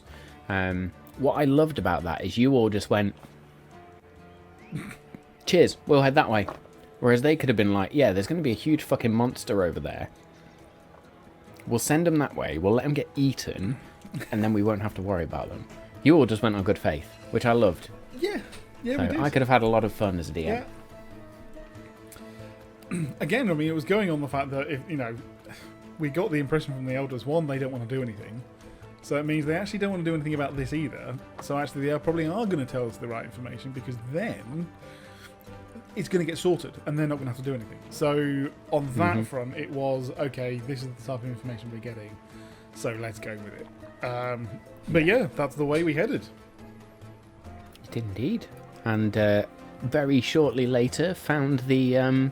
I still haven't found the right geographical name for whatever the fuck that bit of water was. Because you've basically got, like... These are... Morse Tacey's on, like, a little islet, if you like, within a cove, if you like. But it's a big fuck-off cove. I was going to say, we're talking big areas. These aren't small areas. We are talking about... Yeah. The third of the continent is this area. So... Yeah, it's pretty big. So it was a big expanse of water. And it had, like, tidal flows and all those sorts of things. But in yes, my mind, the chaos because I know that it took a few hours for us to get across it, as you will, I'm taking it as those little strips of water between the islets and the mainland is basically the channel, between England and France. It's going to be a big stretch of water. Well, I think they're not far off being 30 miles across. Let me pull up the map and we will... Oh, there we go. We will settle this here and now. The stretch of water that we are talking about is where we had the hilarity of pants off and swinging in the breeze. So it was basically, we have this boat. It can get us across the water, but there was quite a lot of us trying to get in. Was it what, 5, 6? I was going to say, I'm going to point out, you said this boat. We've glossed over some very important points about this boat. This is a rowboat. Boat. It is a fishing boat at best. It is tiny. It's got oars, and just looking at the map, this is a 10-mile stretch of water you need to get across. So it's 10 miles from here to the other bit of land, basically, roughly. And that's assuming the tidal flows are all fine and stuff like that. Yeah, lots of fun, generally, about how do we get 5 people in a, what is at best a 3-person rowboat. But we did it, and to be fair, it probably will be one of those things of, in the future, we'll probably try and get a bigger boat to get back. Yeah, probably, yeah. Or you'll just bamf or do something. Yeah. Because I think, it's going to be a lot of fun trying to get... Although, technically, Cavan's not with you right now, so maybe we'll get back before then. There's 4 people to get in the boat. But who knows? See, as this was the moment where I believe it was Edgius came up with a brilliant idea of if we all just get in it, the boat's going to sink, so we need some extra flotation. So what I'm going to do is take my trousers off, fill that with air, tie it up and tie it to the side of the boat. But I'm going to make it look like I'm wearing pants. Or underwear for our non-British viewers, I should say. Whereas I think Jewel was questioned and said, will you take off your leather trousers? And Jewel's just said, like, no. Nope. Absolutely not. Absolutely not. So Callum went, "Vuh, in a true Magic Mike moment, here's my penis." Which, if you want to go see that clip, go check out the TikTok channel or Instagram, because it is there in all its glory, quite literally, we absolutely for had the to get penis that bit. swinging in the breeze. Yeah, we had to clip that bit. We absolutely had to clip that bit. It was brilliant. I mean, we'd had the funny moments around the suppositories and the colonics. That was brilliant. Yeah. And then came the dick jokes. So one week was asses, the next was dicks. But we eventually got across this stretch of water, and I think we do need to give a shout out to JK once again for creating the gnomish magical word which allows us to enlarge or shrink this particular boat, which is Digbick. And apparently the gnomes are as deviant as everybody else in this world, and have their own language which is based on terms of sexual endearment. Can we call them that? I mean, I'd also like to point out, as a heavily dyslexic, the fact of actually trying to say the word wrong is weirdly difficult, because every time I can imagine that, actually. Yeah, every time I try and think of the wrong one, my brain will then go, no, you need to switch it and then say the right thing. So, yeah, I'm really glad that I'm not the one who actually has to worry about the boat. Yeah, that is definitely Lex's problem for now in his bag. So yes, onwards to the Whispering Glade, which was the basis for episode 30, having now, then getting traversed into that. the glade was definitely difficult, and the puzzles to get through were very We've interesting. skipped over a little bit because there was the Knoll attack first.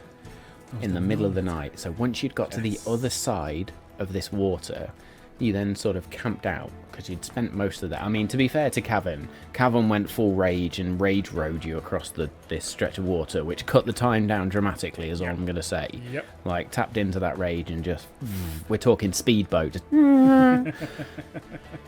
but you got to the other side and camped down, and it was that moment where Cavan and Aegeus are sort of having a heart-to-heart around, dude, what are we doing? Like, this is weird. We've just upped and left and gone with these people. We don't know if we can trust them. And what's that yipping sound? And oh shit, an absolute ton of gnolls just descend. And this is the moment where Aegeus reveals his skeletal form in combat, which you all ignore to begin with. You're just like, let's kill the gnolls, get out of this mess. And then Jewel turns around and says, knife to the throats, what the fuck is going on? Which again is an interesting thing that we've started doing in the campaign, is having more rapid RP in combat. Like I've said, describing the way that we move is not only one thing, but the communication in battle in real life is very serious and very important. To bring that in to make it, interesting, slightly more believable, and also a little bit funny, is good fun. And I find it very interesting. But yeah, again in that moment, the only thing I probably would have done different is actually have done a check of do I recognise this? I may have even done, I can't remember, of is this another combatant? That's the only other thing. Otherwise, it would be, okay, this needs to be unpacked later, and admittedly it was like in 18 seconds. But the fight didn't last very long. No, but that's the point, time, is going, yeah, it was sort out the gnolls, and then let's sort of talk about this. And so, yeah, it was that moment where, I mean, the battle was interesting, but again, I think it was the first time Aegeus and Cavan had seen somebody strategically move around a battlefield and just go lightning bolt, because that's when you can tell the sorcerer's got really annoyed and is just fucked off with this whole situation and just needs to unleash hell. So the lightning bolt just comes out, and that was it. I think that was the finishing move again for our campaign. So Lex coming out on fire once again. And it's that moment where, right at the end of the episode, where you guys go, what the fuck? And we ended on a brilliant cliffhanger there of, okay, Aegeus has dropped this facade, which is not a illusion, which I think we figured out this sort of, or we had a discussion out of game in the last episode around, is this an actual illusion or is this something else? And as far as race goes, we talked behind the DM screen for a minute. Aegeus's character is technically a shape changer. Technically. So the change in shape or the change in form is still a very physical thing. It's not like it's an illusion where if somebody puts their hand through it's going to disappear. They can full on change the way they are, but their natural form is this skeletal visage of something out of A Nightmare Before Christmas with modern rock clothes on, I think is the way I describe it. So yeah, we then kicked off episode 31 with Edgius's story, the untold story of Edgius Bones, which gave a moment for Edgius to properly introduce his character into the world, as to this is why I'm here, this is what's happened to me, this is why I am the way I am, and I don't like it. I absolutely hate the way I look, but this is what's happened. And that then presented the interesting situation for Jewel and Lex. Now Lex sort of got on board very quickly, and there's reasons for that which we discover a couple of sort of episodes later, but I think Jewel probably did take a moment or two to come to terms with it. Took a whole second because, cool, you've been through that. You still lied, so why do I trust you? And that was the thing. He's going again. It's riding that fine line between. We all know we are fully intending to continue to play around this table, but I'm not just going to therefore accept it and move on. There's going to be some issue there. So didn't hold it for too long again, because actually we do see the forgive the phrasing, but the more human side to Edgius, and going, yeah, okay, fine, that's why you did it. And we still know that he puts up that facade, that wall of humour and all of that lot. It's the way he deals. We've seen, that he is happy to hide himself. So, yeah. But it was definitely the time that bonded the group. Yeah. And I think going back to the earlier question as well, that was sort of the perfect moment of showing it's not all comedy. It's not all shenanigans. Yeah. There are very serious, pivotal moments where we will sit and feel the gravity of that situation. I think I gave Bodhi a point of inspiration because it was one of those moments where you're just like, dude, as a DM, I don't need to do anything else. As a party, you've all absolutely smashed that.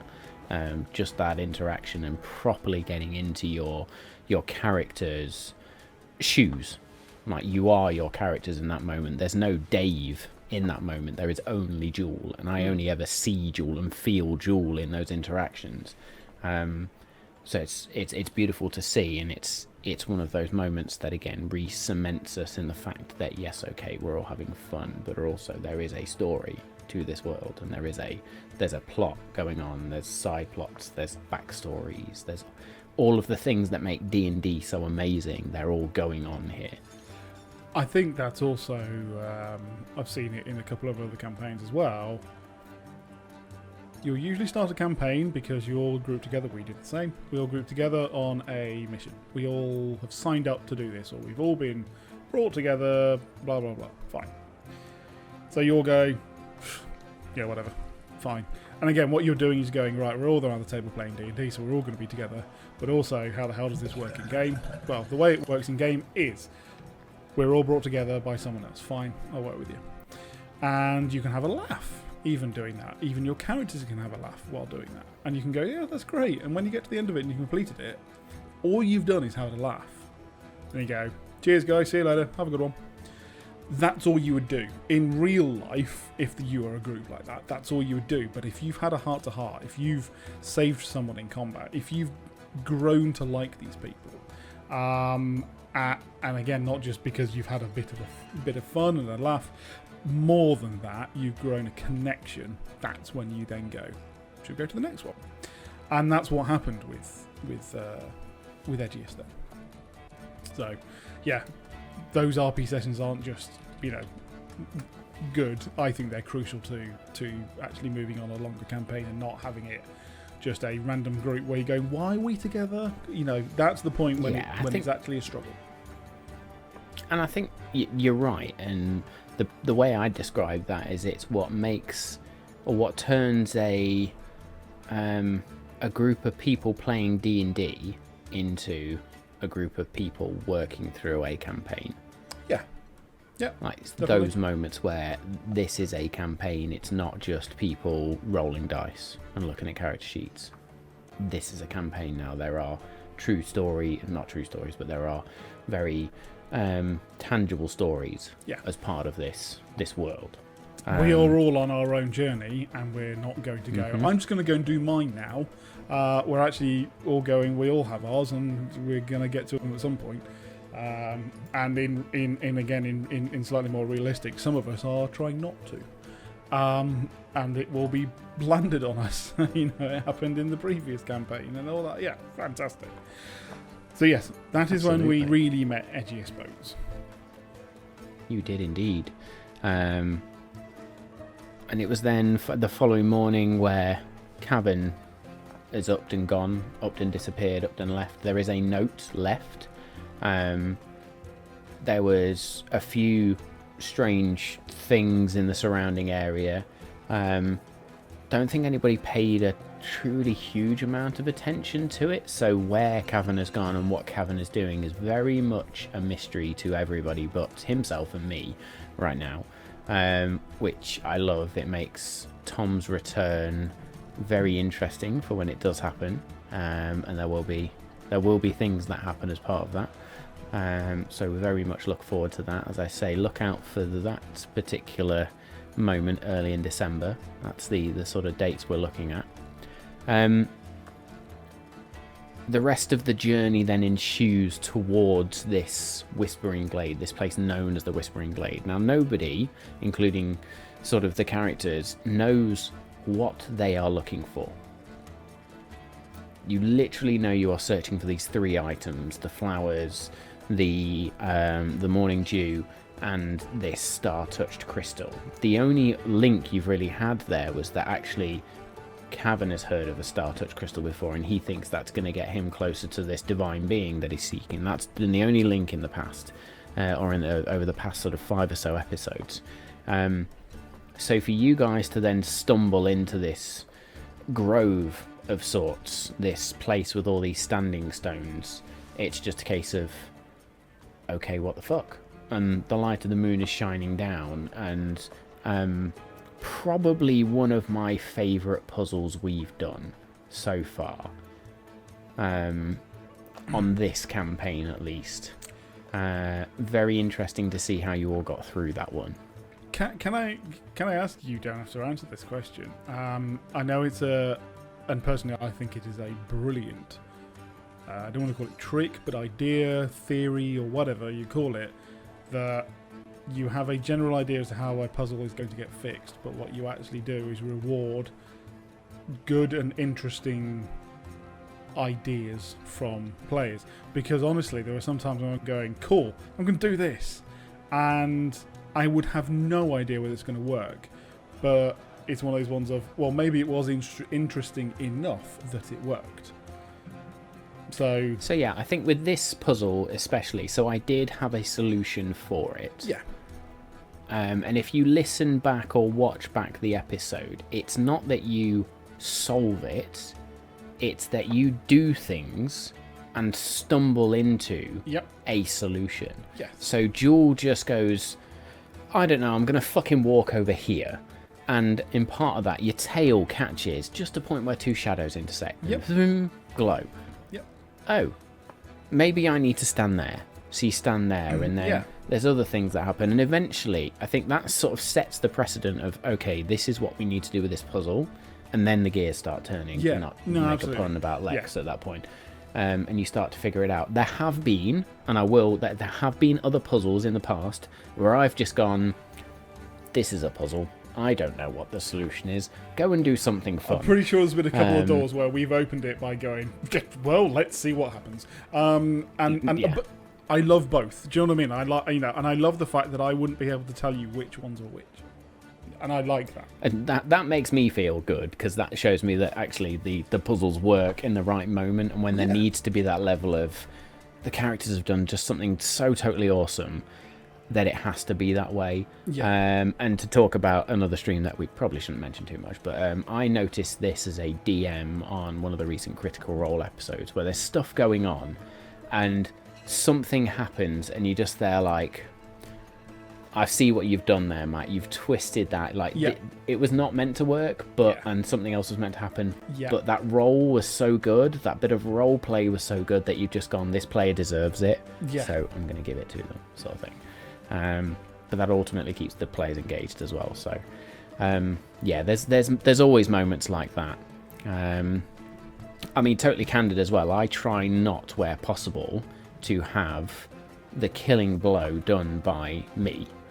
Yeah. Like, it happened a lot with Bothrid, and I'm just like, I'm so conscious of, like, it detracts from your rewards as players. Now, luckily, I have not had to do a lot of that with Callum, because fucking Danny just comes and obliterates everything most He of the really time. does. He's just absolute powerhouse. Yeah.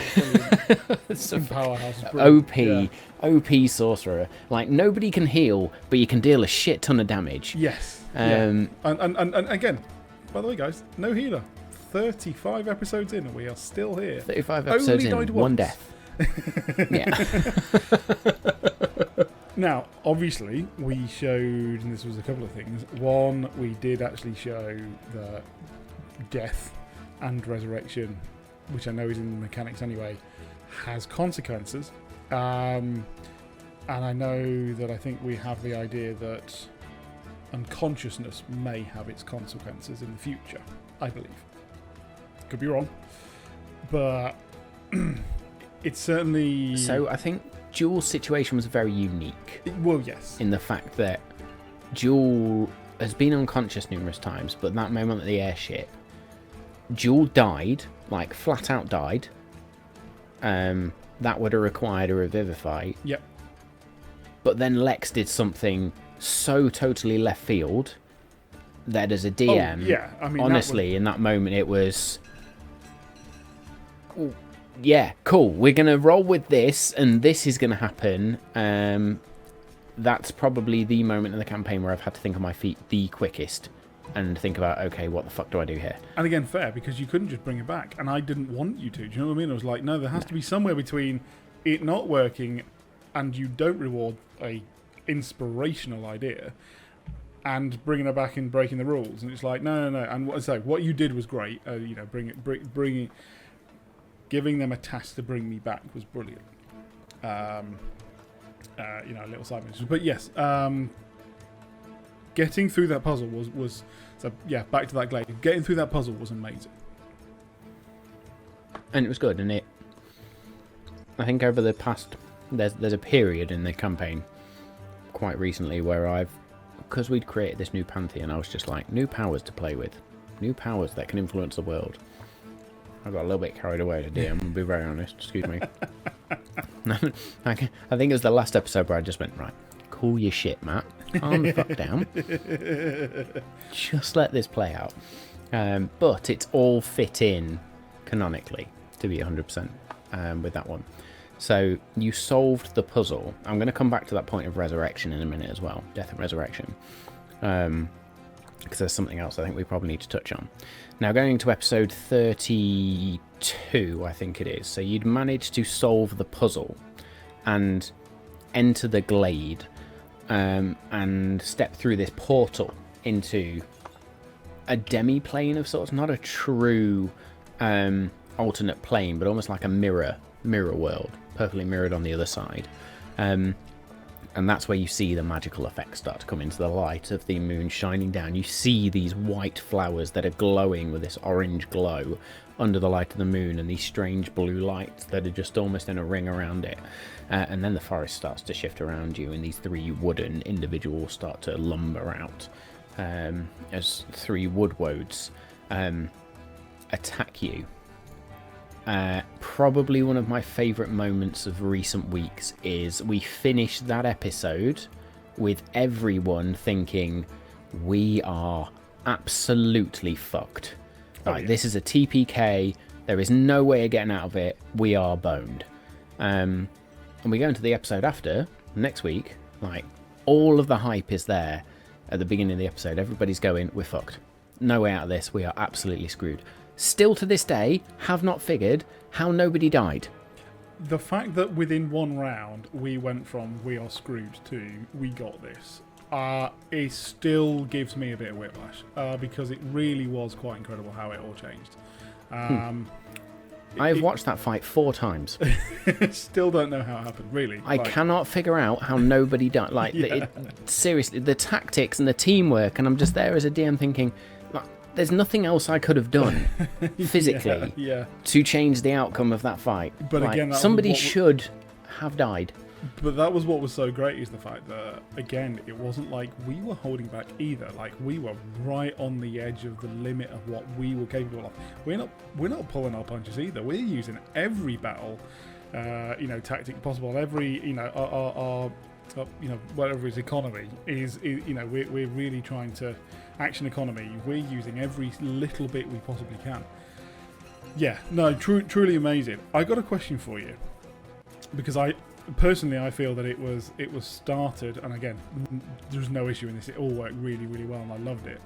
I believe it all started in the fact that we tried to basically nick the flowers straight away. In your mind, was there a way we could have done that peacefully? 100%. Well, that's what I thought, and that was what was so interesting, because which in my mind would have been walking in and going, "Hello, anyone there?" But the point is, none of our characters would have done that, and therefore was never going to happen. So, I mean, there's another comedy moment there where Edgius detaches his arm and Lex trying to use it as a fucking grappling hook, just to try and get these flowers and pull it back. When you actually look back, and disembodied arm. You would have been like 15 feet away from it, and it wouldn't have done a single thing. Yeah, love everything about it. Very funny. But yes, this glade operated for a purpose. It is there for a purpose. You can probably try and figure that out by what happens afterwards. Yeah. But yes, there were ways, and I go back to what I said earlier. Not everything in D&D has to be a fight. No. But the fact that you immediately went, flowers, let's go pick some flowers. That was it. Oof. The forest is gonna come after you, and quite literally did. Now, there's interesting history to woodwoads as well, which is the reason I chose them as a creature.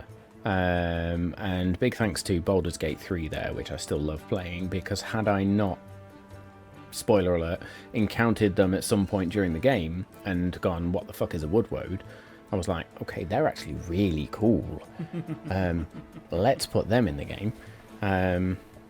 So that was interesting, but there is some interesting lore as to then that glade as to why woodwoads exist. So for anybody that's listening and understands the history of woodwoads, there is a little bit of a tie into this glade there. But yes, then this otherworldly power sort of descends down and asks you all, what the fuck are you doing killing my creatures? Stop it. And then the negotiation happens. It was again at that point, and I would probably say I'd already knew, but it wasn't that long before. Whereas Jewel, that was the first time I'm going, what do you mean? We actually didn't have to fight in this moment? And going, oh fuck, there could have been another way. And that was why I found it was so interesting.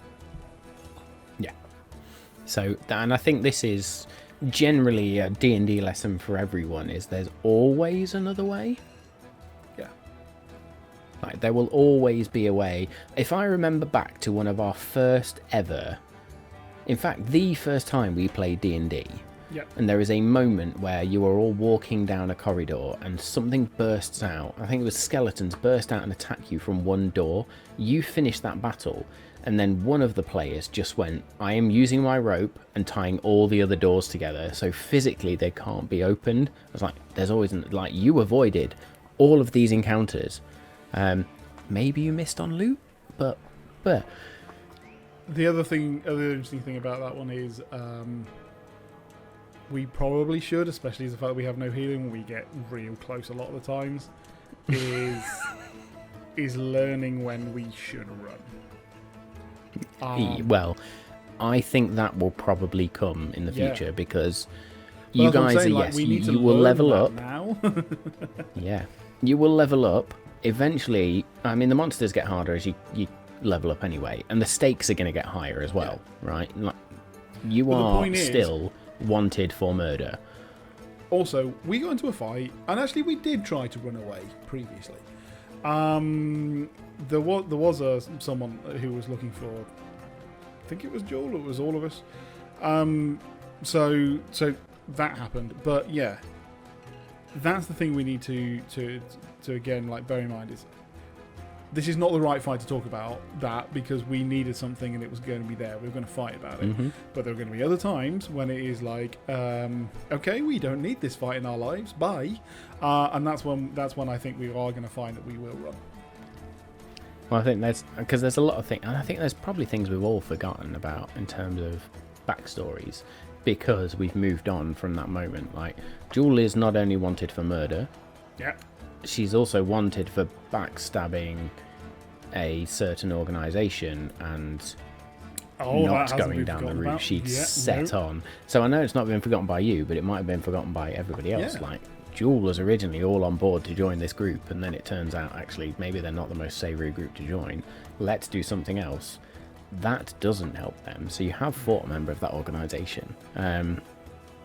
That will inevitably at some point catch up to Jewel. I think that's an obvious one. Yeah. So yes, when to run, when to fight. In this instance, you needed something in the area. You'd already started the fight, so it was... we are either going to die here or we are going to get what we need. Yeah. And I think even had you died there, that would have presented a new... something new to explore. Yeah. And we've done that in the past. Like, the Realm of Death became a very real thing because two characters died in the process of fighting what was the big bad at the time.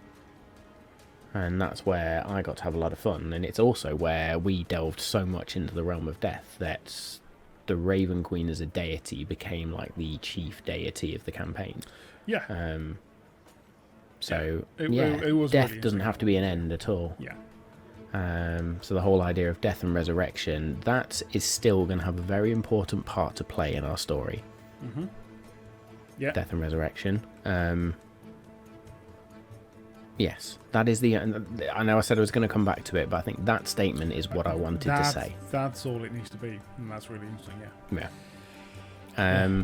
So yes, negotiated with this dark power who introduced herself as Nimue, the Moonlit Enchantress.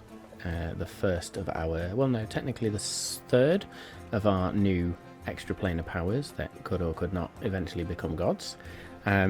But still very powerful beings. And we've started to touch on this idea of actually the gods of the current time are just the current gods. There were once old gods. There will be new gods eventually. So there's this whole paradigm shift going on in terms of deific power right now as well, which may or may not have been caused by the events of Nylin.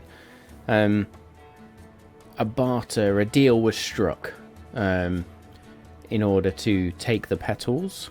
There was a few conditions. The main condition being that Aegeus needed to plant seeds of the moonflower under the light of a full moon. Don't think anybody ever questioned why, but I'm curious to know why you think that might be. Well, we did think why, but we didn't drill too much into it. We were thinking that what it was going to do is allow...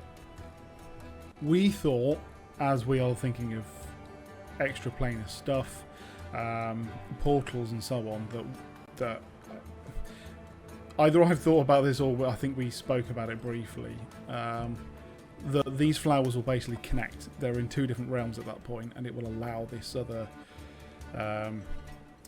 deity through. It will allow some sort of connection. Maybe it will mean that they can travel and see these other areas. It may also be that they gain influence in the areas that these are planted.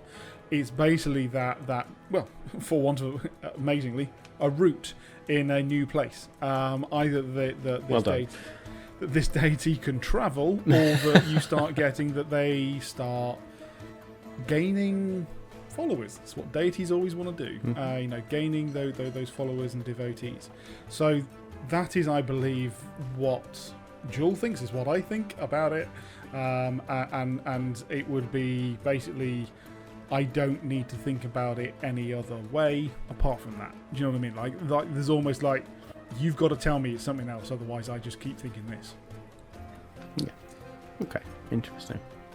There is a moment, of course, during that where Aegeus and Nimue have a bit of a moment, a connection, and Aegeus in the first instance just plays it off. Like, essentially they have conned this power to get the flower to get out of there. Yeah. There is development over the next few episodes where actually that relationship changes. And we find Aegeus actually looking at these seeds and speaking to Nimue. So yes, there's definitely going to be more to come on that front. Yeah, I mean, I don't know. And it may have been I've missed this. It may have been that it is connected to something else. I think with the information that I hold, Jules may be thinking that Aegeus needs to plant these fucking seeds because we may have just been attacked because he hasn't put them down. And that's a possibility. The only other thing that I currently don't know is, was that attacker from the Nimue's sort of sister or connection, the other side of the coin to her, whatever that is. Was it actually from her or from Nimue? Or sorry, them or from Nimue? We don't know. Honestly, don't know the answer. But again, it's one of those ones of going, we have too many questions at the moment. Let's put one to bed. So I think that will come up next episode. Even if I'm wrong, and that's Jules one of those still gonna have that conversations conversation. which needs to be had, but now's not the right time. No, again, that's exactly coming back to our previous point. Like, Jewel has definitely been holding on to that and going, it's just not the right time. Let's go get other things sorted.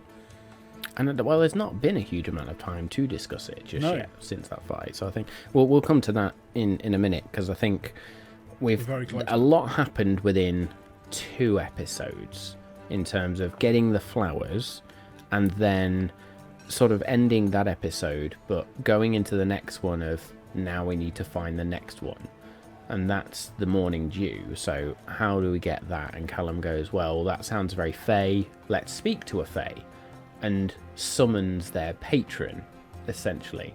So Callum is a warlock. I think we'd already discovered that one through his extended use of Eldritch Blast time and time again, but doesn't instruct the rest of the party on how to converse with fey individuals. No.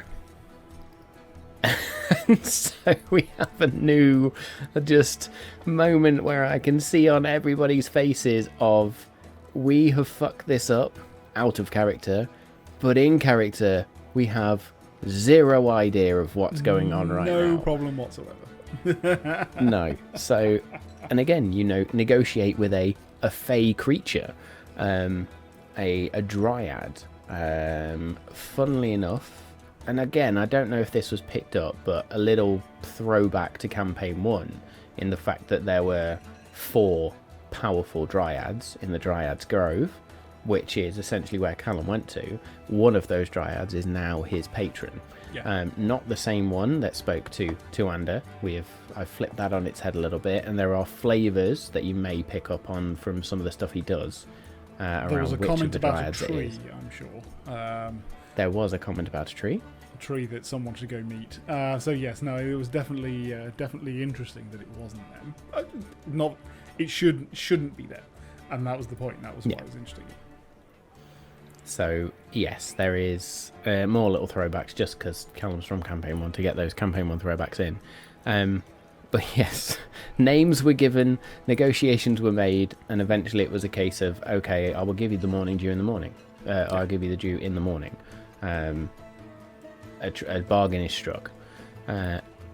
So you wake the following morning with actually 2 of the 3 items you need. Where the fuck do we get the 3rd? This is the point where Jewel then goes, I may potentially have the answer to this one.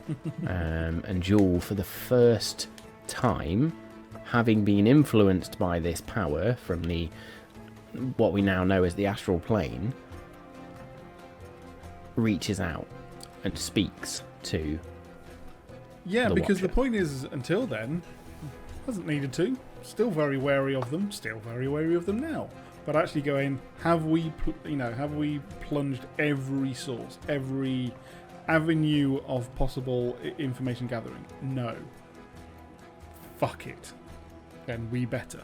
And that was, because again, difference between campaign 1 and campaign 2. Campaign 1, Dargon wanted to be as helpful as possible, really, to a patron who is providing them power. Jewel doesn't remember ever giving any consent to any of this shit and is just, what the hell? So, no, totally it was, well, we might as well ask. And I think this is the specific reason why Dargon became a warlock. Jewel's nowhere near that. No. Like, Jewel is not... She's not taken on power. She's been changed just by the journey she's been on, both physically and metaphysically, which was the subclass change and those sorts of things. Have there been a few extra things that have now come to light just by reaching out? Yes. There's a new boon that Jewel has got, which we have yet to see in game, and I'm really, really intrigued to see how that plays out when we do have it. But Jewel is granted a boon just by reaching back, not having stuff forced on her, opening that connection. It's almost as I suppose that you could almost argue maybe it's a thank you from the Watcher for just being like, thank you for speaking to me. Yes. Again, out of game, I'm going, this deity, this higher power is actually going, look, I'm trying to help. Again, I don't know whether it is, have ulterior motives. The point is, I do see them as actually I am only trying to help, but I'm playing Jewel as weary, and wary, sorry. So cannot by any means be like weary as well. Well, yeah. I'm not playing Jester. So yes, you are in. Yeah. You are then instructed to head west. And sort of shown visions of Dryad's Gate and a crystal and these different things. So you sort of get the impression that that's the place we need to head to. Now, the next episode is where, in terms of all-up game content, not a huge amount happens. But there's a lot of discussions. We finally get our name. Is the big thing. We finally got our name for the organisation, which is the Planar Detective Agency. So we, as a party, agree to set up this thing. You've sort of found out that Edius once was an investigator, a private detective of sorts. The journey you and Lex have been on makes absolute sense. The fact that the fact that Callum is still searching for something, you all now agree to form this group and move forward. Yes, there's a whole moose saga as part of this at some point, which is brilliant towards the end of the episode. It always seems to be towards the end of the episodes where we just dip into chaos a little bit and just nicely tie up the episode with a lot of shits and giggles, so to speak. Of course, it has nothing to do with it being 10:30 and we're all shattered. yeah, everybody's fucking knackered at that point, just like, okay, chaos ensues. But yes, so it's that journey through the forest towards Dryad's Gate, uncovering more about each other, just discussing and forming more of a bond as a group, I think was the big part of that episode. Hearing about this tailor in Dryad's Gate called Gibbon, which then has to become canon, which I loved. I've already called that out. And making our way into the city of Dryad's Gate, and I think that brings us pretty much almost up to date with the last 2 episodes. The first of which was speaking to Gibbon, getting some new outfits, and sort of negotiating those, dealing with a grumpy druid to look after some moose, which you still want to use afterwards to get places, and that final cliffhanger of that episode, which was this shadow creature leaning over Edius with a blade. You guys not sure whether that was on purpose or whether they happened to be the first one in the room. But that in itself becoming a battle and having that in a small cramped attic above Gibbons, which is now your office of sorts. And yeah, now having to go and find some druids to figure out what the next step is. Where is this crystal? Can they help you? Could they help Edgius with this wound, which actually feels like it's better now, like the whole strength reduction? And that sets us on our next path. It does. For So Halloween episode and beyond. yeah, no, it is going to be really interesting. You know, it's one of those ones of you can say, okay, right, we have all three ingredients, let's pop back. There are so many things underlying for probably every character at the moment in Dryad's Gate and nearby that I actually would be surprised if we all agree to go straight back and fix that portal. Like, it's and that still conversation's broken. already slightly been had as well. Yeah, Like, of going, do we go straight back or do we actually look at other stuff? Because it's also the economy of, if you physically go, are we going to travel 2 weeks back, get this fixed, and then come back here again? The answer is going to be no. There's so many other things we're going to try and sort beforehand. So I'm really interested to know where that's going to go, because I honestly don't know the answer to that question. Like, you know, people may go, oh, Jewel wants to go straight back to her village. Sure. Do I think that's going to happen next? Nope.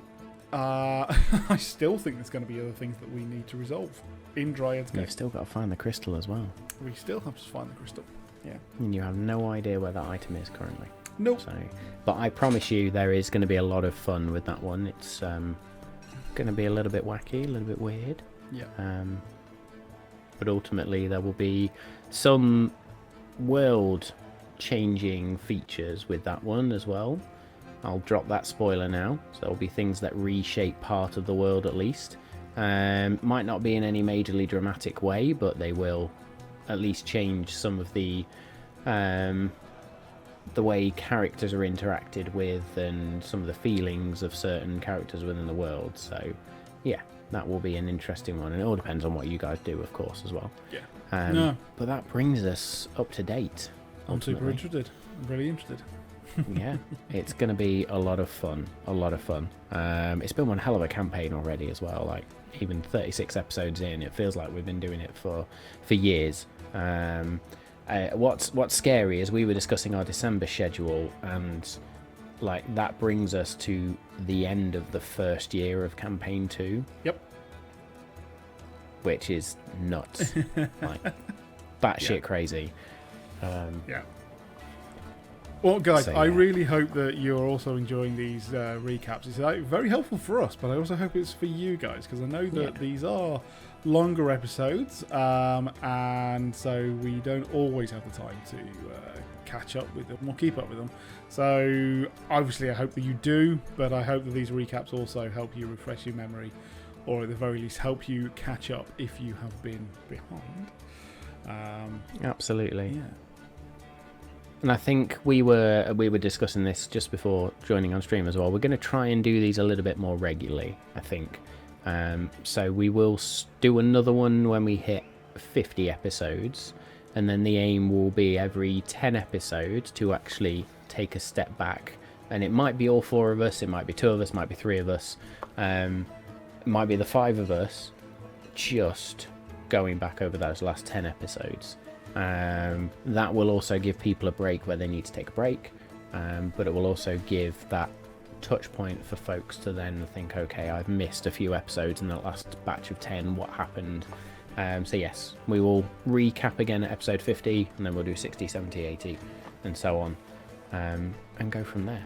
But yes, thank you all for joining us tonight. Thank you, Dave, for being an amazing co-host as always. These are always fun. You and I delve into absolute fucking nuances of D&D all the time, and just descend into absolute shenanigans. We do it every time where we go, do you know what, it's not going to be a very long stream, and we're like, shit, it's nearly 2.5 hours later. Yeah, 2.5 hours later. So Yeah. hope everyone's enjoyed it. I certainly have. Good stuff.